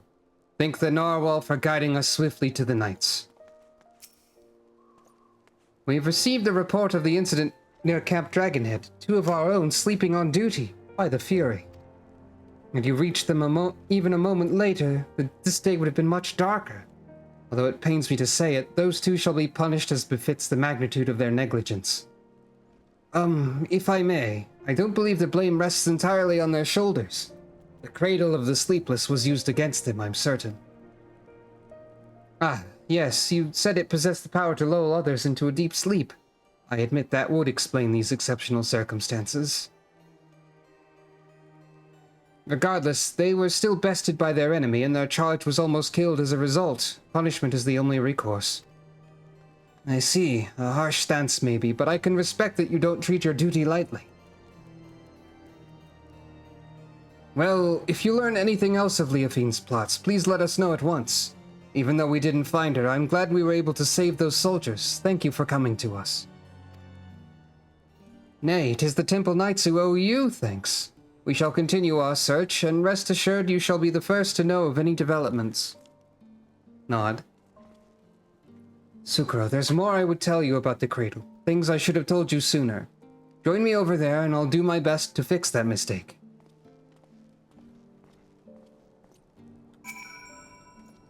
We now know what our enemy is capable of, and must plan accordingly. Rest assured we shall not rest until Leofine is in shackles.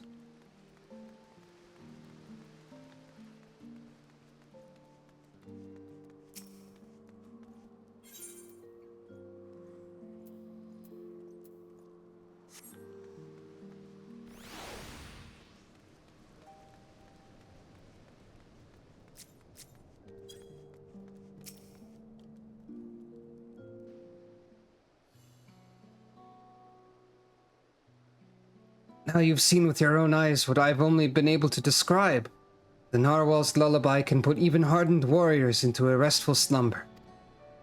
They may as well be defenseless as a newborn babe. But even with such power, my people have never used it to attack our enemies. Its sole purpose has always been to keep a single person awake, an eternal guardian who would never sleep, never rest. The wide eye. Me. For 10 years I've been awake, training day and night to gain the strength I have now. The strength to shield my people. Gasp. Of course, another must receive the weariness I cast aside. The Shut-Eye. You've met her, in fact. Lozanique. As I've been awake these 10 years, she's spent the better part of her days in a deep slumber. Her brief periods of wakefulness are spent exercising and eating so her body doesn't waste away. And so we've barely spoken, despite how much I depend on her. When we were young, we'd spend our days exploring the mountain paths, but that time is long past.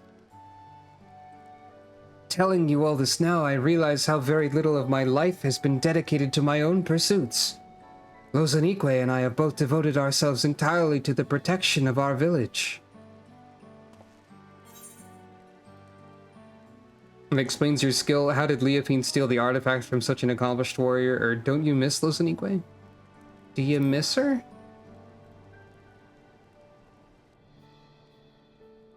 I do. I see her only when I have to use the cradle, and even then she is sleeping.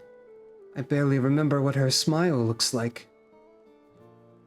A life unencumbered by sleep might seem like a life of freedom. But if those you care for the most aren't there to share it with you, it can feel like a prison. But we don't have the luxury to dwell on regrets. I see now that although my people never use the crater for ill, wicked hearts can twist anything towards evil. And that's just something I can't tolerate. The very thought that this might happen again makes the bile churn in my gullet. I must bring Leofine's schemes to an end. nod. So, the role quests are also learning about different peoples and their traditions, it turns out. I think there's a theme in Dawntrail a little bit at times. Between sleep and death. Ah, just the person I wanted to see. I'd like to ask your advice on a certain matter, if you don't mind. It's been a while since my last letter to Lozanique. I wanted to wait until I discovered something worth sharing to write her. We're still completely in the dark. I don't want her to worry, but I don't know what to tell her. Tell her you're in good spirits, or whatever you write, don't make her wait too long. Just tell her you're doing okay. I think that would work. You might be right. Silence might make her think that something terrible has happened. Alright, I'll start right away. I may not have much time left. Questioning Hittel? Oh, don't misunderstand. It's nothing so grave as that. It's just the last time I used the cradle was just before it was stolen. Luckily, I'm still alert as I've ever been, but it won't be long until I must dream like any other. That'll give Leofine free rein while I'm helpless in bed. There's no quarry more dangerous than one who doesn't sleep. We have to see this through before that happens.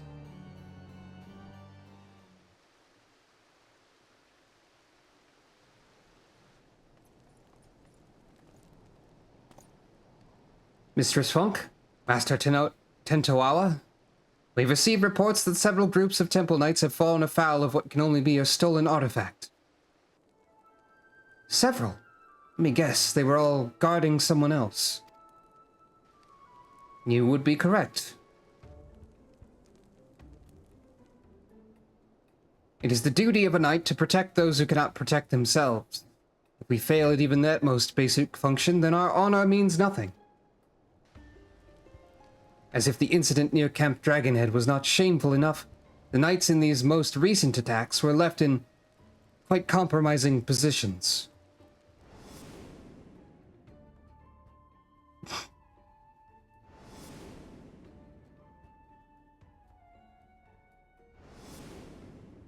They're being pranked. To death, kind of. Yet, the weight of embarrassment is a trifle compared to the guilt we would bear if any innocent came to harm. The Fury was merciful in that respect, but we would rather not see these incidents repeat. Still, while the Temple Knights must work to repair their reputation in the days ahead, it is a far cry from bringing Ishgard crumbling to its knees. Truth be told, the methods of this passage of the Unbound leave me mystified. But Leofine was cunning, if nothing else. Till we can discern her true motivations, we have little recourse but to wait until she makes a mistake.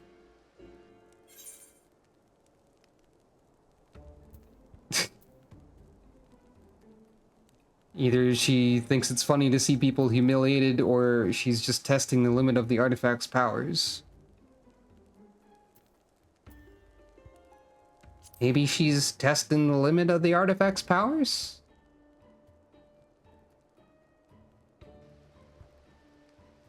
Then you suggest she has a greater purpose in mind for it, and these incidents are simply a prelude. We cannot discount that theory, I admit. We shall remain vigilant. There's no telling how much chaos she can sow if left unchecked. We have to do everything we can to get the cradle out of her clutches. And to do that, we have to start asking the right questions. This new information makes me wonder. Why has she focused her attention on the Temple Knights? I've pondered the same. Posted at Camp Dragonhead are knights from many houses of repute, including House Fotam. Being a former Temple Knight herself, Leofine doubtless knows their habits and training. Perhaps that makes it easier for her to exploit their weaknesses. Then if we follow the knights, we may pick up on her trail. It's not ideal, but it's the best we have to go on. Well, a large contingent of knights has but recently been dispatched to Kurthis. You remember Gorgane Mills, yes? It's lain abandoned ever since the heretics were driven from it. Yet, there is ever the risk that unsavory elements might infest it once again. Thus have the Temple Knights planned joint patrols of its premises with other contingents. If you speak with Sir Redwald at Falcon's Nest, I'm certain he would be glad to have you along.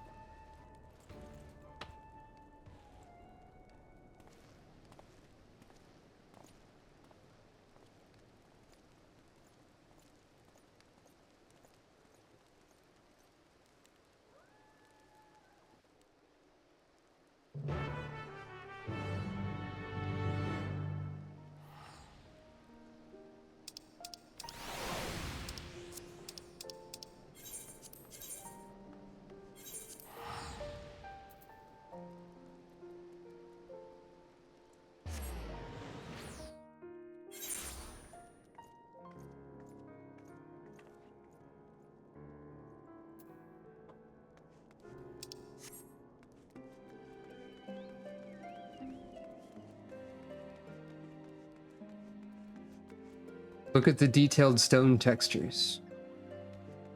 They're much better than before, I think.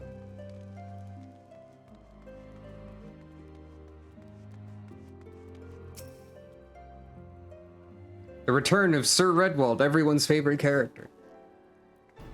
Is that Mistress Funk I see? Of course you're ever welcome in Falcon's Nest. Yet I believe I do not know your companion here. Indeed, whispers of the Temple Knight's humiliations have reached us even here. Falling asleep while on duty, I dare not believe the stories. It seems there was truth in them after all. They fell asleep, true, but it wasn't their fault. We suspect they fell victim to an enemy wielding a powerful artifact. Now, the rumors failed to mention anything like that. Vic and Lowell even trained warriors to sleep, then we must treat it as a serious threat. Nevertheless, if one knight falls, another is always at the ready to take their place. So long as this artifact cannot put an entire regiment under its spell, I believe we are well positioned to combat it. Interesting. The idea of your allies falling in battle doesn't seem to disturb you at all.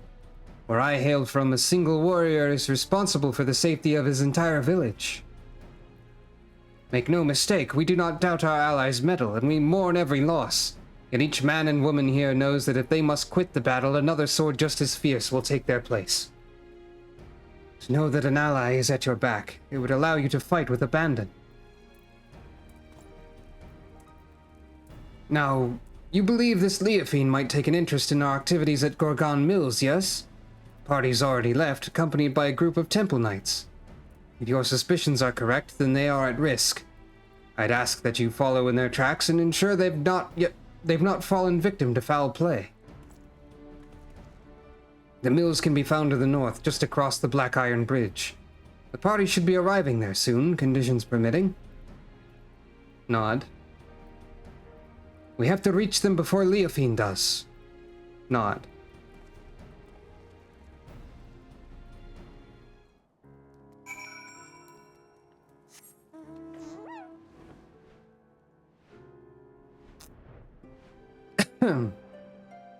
There might have been a weird noise.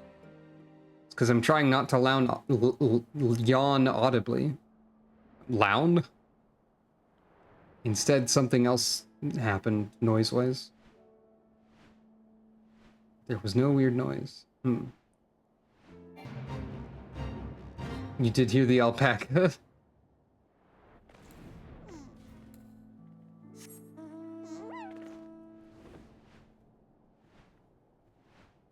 It's not the weird noise I speak of, but...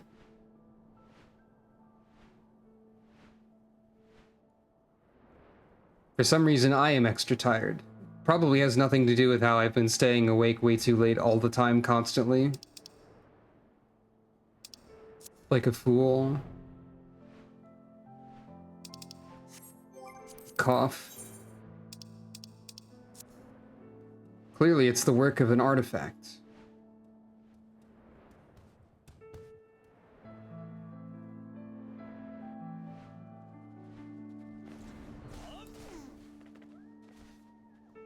That's true. A lot of the time I stay up so I can, like, play Final Fantasy XIV more recently. We're too late. They're fast asleep. But Redwald gave the impression there were more. These knights must have been the lookouts. We should awaken them, but keep your eyes peeled for Leofine. I'll rouse these ones. S'crow, you search that building yonder.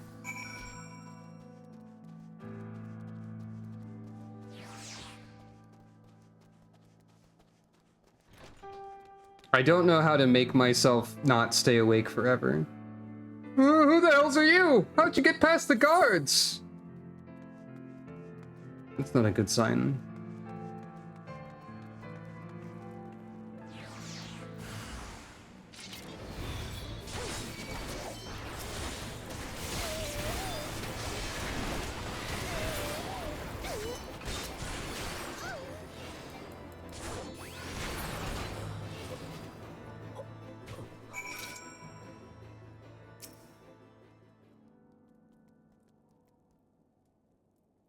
So they have minions.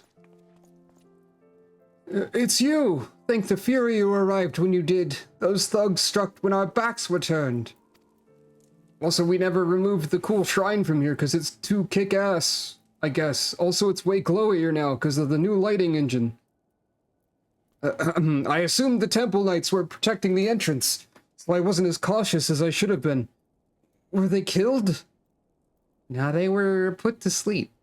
Sleeping? I'd heard the stories, of course, but I didn't think they were true.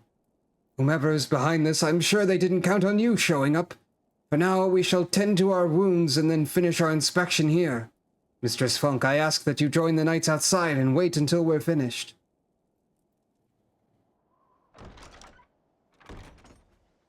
I don't know if it's actually like a new lighting engine entirely, but that seems entirely possible. Gasp.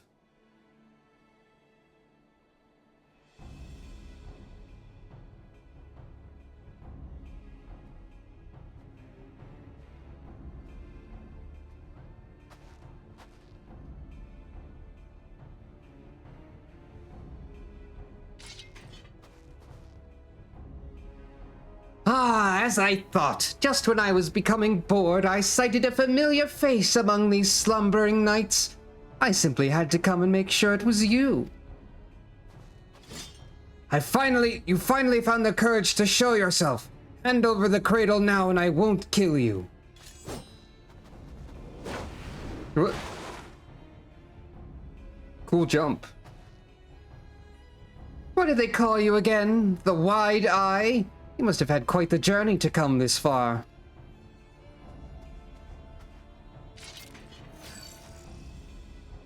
Be careful, S'crow. This is our quarry, the thief who stole the cradle of the sleepless. This is Leofine. Nod. That is your ally? Where their nimble hands, they may seek your artifact for themselves.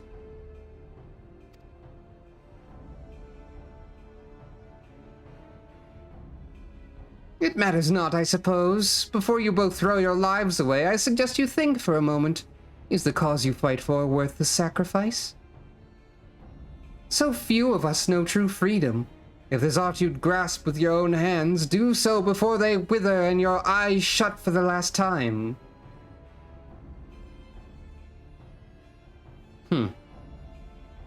What a thing to say.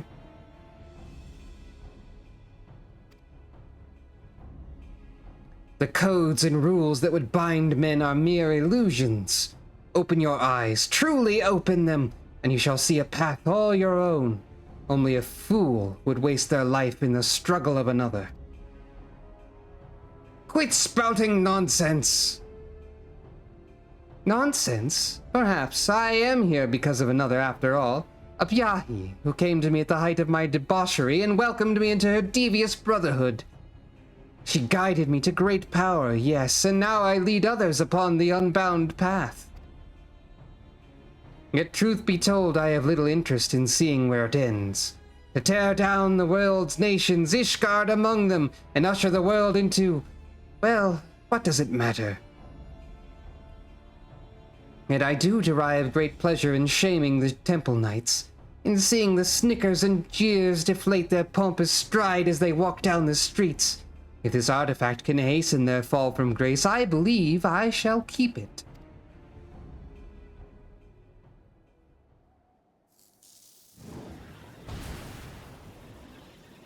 I know the path I walk, the one that leads to your downfall. And I won't abandon it. I'll take the cradle back. He's gonna fall asleep in like 1 second. And then I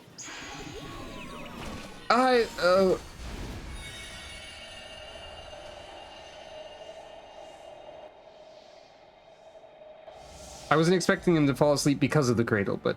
Oh dear, you seem to have lost your train of thought. I know you cannot hear me, but if you want your artifact back, I might suggest stealing it from me while I'm asleep.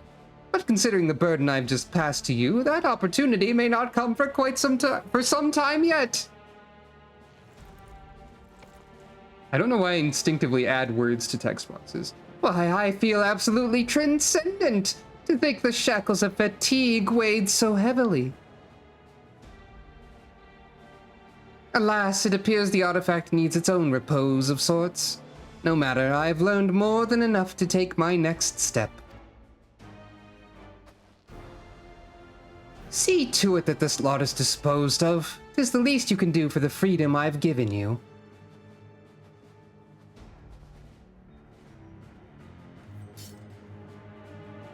That line is ambiguous to whether or not she's speaking to me or, like, speaking to her minions.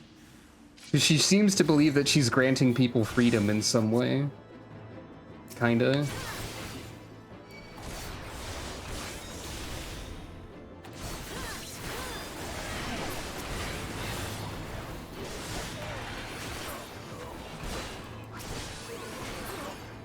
I think she's a little bit here for revolution and pranks, but like mostly the pranks.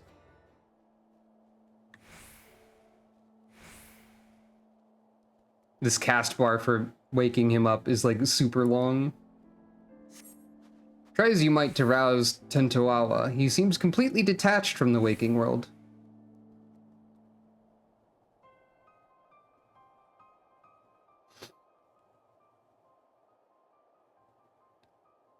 Good question.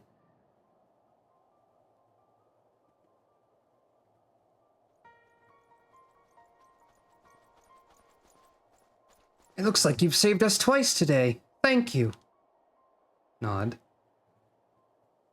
But what of him? Fast asleep, just as we were.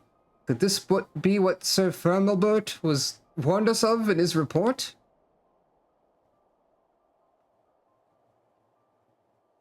I see. Then those stories are more than just wicked rumors. I suppose there's some small comfort in the fact that our enemy tipped their hand without causing loss of life. Oh, the drowsiness made my eyes heavy. My ears could not mistake Leofine's arrogant voice. If she would not scruple to attack former comrades in arms, then she's fallen farther than I dared imagine. Yet we bear the blame for allowing her to get the upper hand, and in so doing, put innocent lives in danger. Another black mark on our order. Nod. It was only thanks to you and your companions' efforts that the snow was not stained red this day. We're ignoring the part where you killed the minions. At the very least, allow us to carry him to the congregation. Nod. Our work here is done, so we shall accompany them as far as Falcon's Nest. S'crow, pray return to Ishgard and look after your friend. Nod. Speaking is really difficult sometimes. I'm gonna go look at the shrine again because it looks cool now. Hold on, I have to go look at the Shrine of Heretics. For, no particular reason. Not doing any crime or heresy. I just think it's cool. Like, this probably glowed a bit before, but I don't think it glowed as much. Like, the textures are still kind of fuzzy, but, you know, whatever.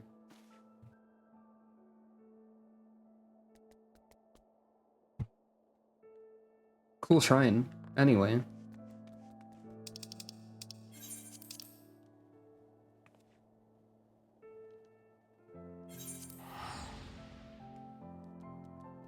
An exceptionally fancy orb.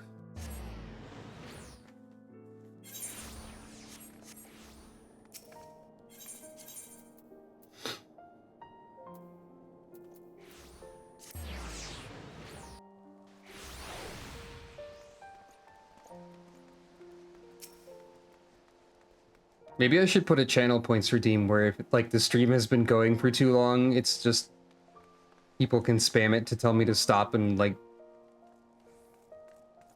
not stay awake forever.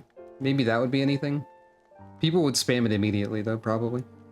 Well, glad am I to see you well, Mistress Funk. I understand that you come fresh from an encounter with none other than Leofine. Master Tentoawa now rests on the second floor. We shall stand vigil by his side every moment until he opens his eyes again. We should not have long to wait, but if you wish to check on him, please do so at your leisure. Nod. There's another matter to discuss. Just before your departure to Gorgane Mills, it seems there was another incident. A group of criminals were released from their cells, their guards found in a deep sleep. Doubtless Leofine was behind this. And doubtless the ruffians you clashed with were these self-same criminals. Leofine is gathering those who bear a grudge against the Temple Knights to her side, and using this animosity to her advantage. We now know for certain that Leofine is the mastermind of these attacks, and that her aim is to chip away at the very foundation of the Temple Knights, our honor. When I shared these revelations with my superiors, 'twas decided that none would speak publicly of the artifact and its powers. Questioning Hintel? The passage of the Unbound seeks to overthrow the nations of the world. One obvious method to achieve this goal would be to stoke the flames of unrest among the common folk, thus sinking Ishgard into a mire of chaos and distrust, not unlike the blasphemies of the final days.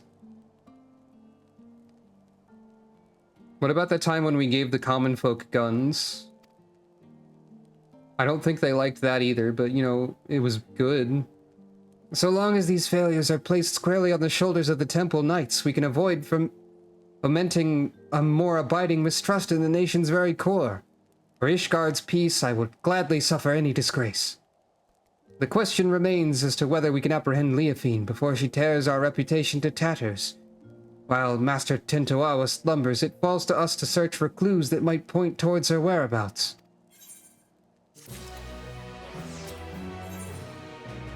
So I'm guessing there's a 96, a 98, and a 100.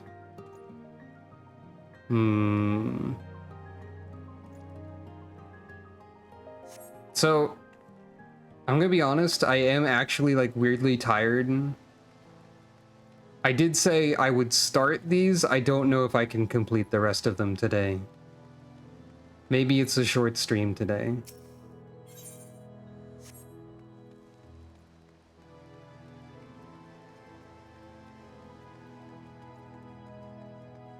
The only issue with starting these is that they're gonna be interrupted by the Arcadian. But it's fine, we can just say Tentoawa is sleeping the entire Arcadian, or however much of it exists. He was very tired. Because, like, he's been awake forever, and even though he removed his tiredness with the artifact, he's still actually very tired in some way, like, I don't know, mentally or something. I'm assuming that is actually some sort of factor in why he is so asleep so much right now. Because he's been awake for so long, even though he's removed the tiredness artificially, as it were.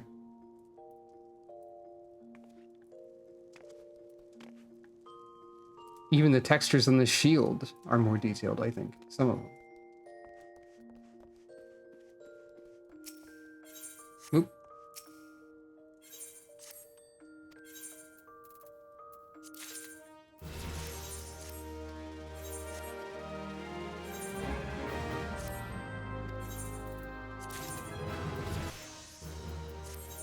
My retainers are now level 99. Hold on.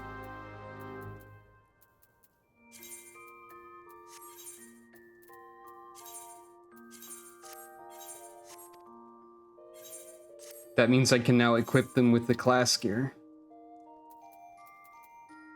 So...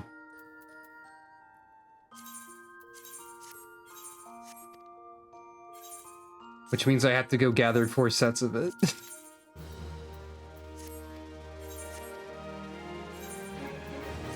In a ridiculous process. Wait. Okay, 2 of them are 99 for right now.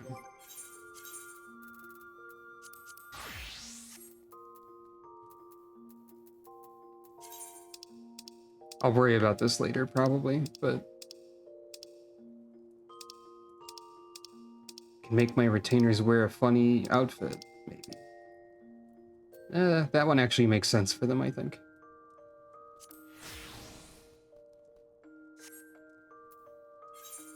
But anyway, I'll do this off camera, probably.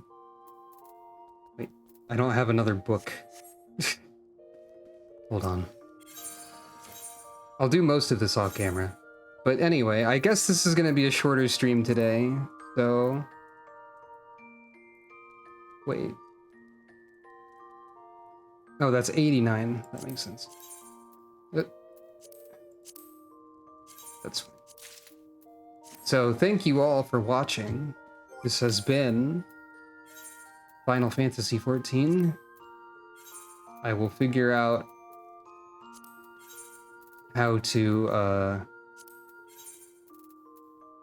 I don't know what I was actually saying there. I'm tired. I need to not play the video game forever. We will figure out when to continue this later, and so on. I can't replace their earrings or anything. But still. So yeah. S'crow taken out. Thank you all for watching. And I will see you either tomorrow or Wednesday, probably, for Arcadian, presumably. And maybe some other stuff. Good night, everyone.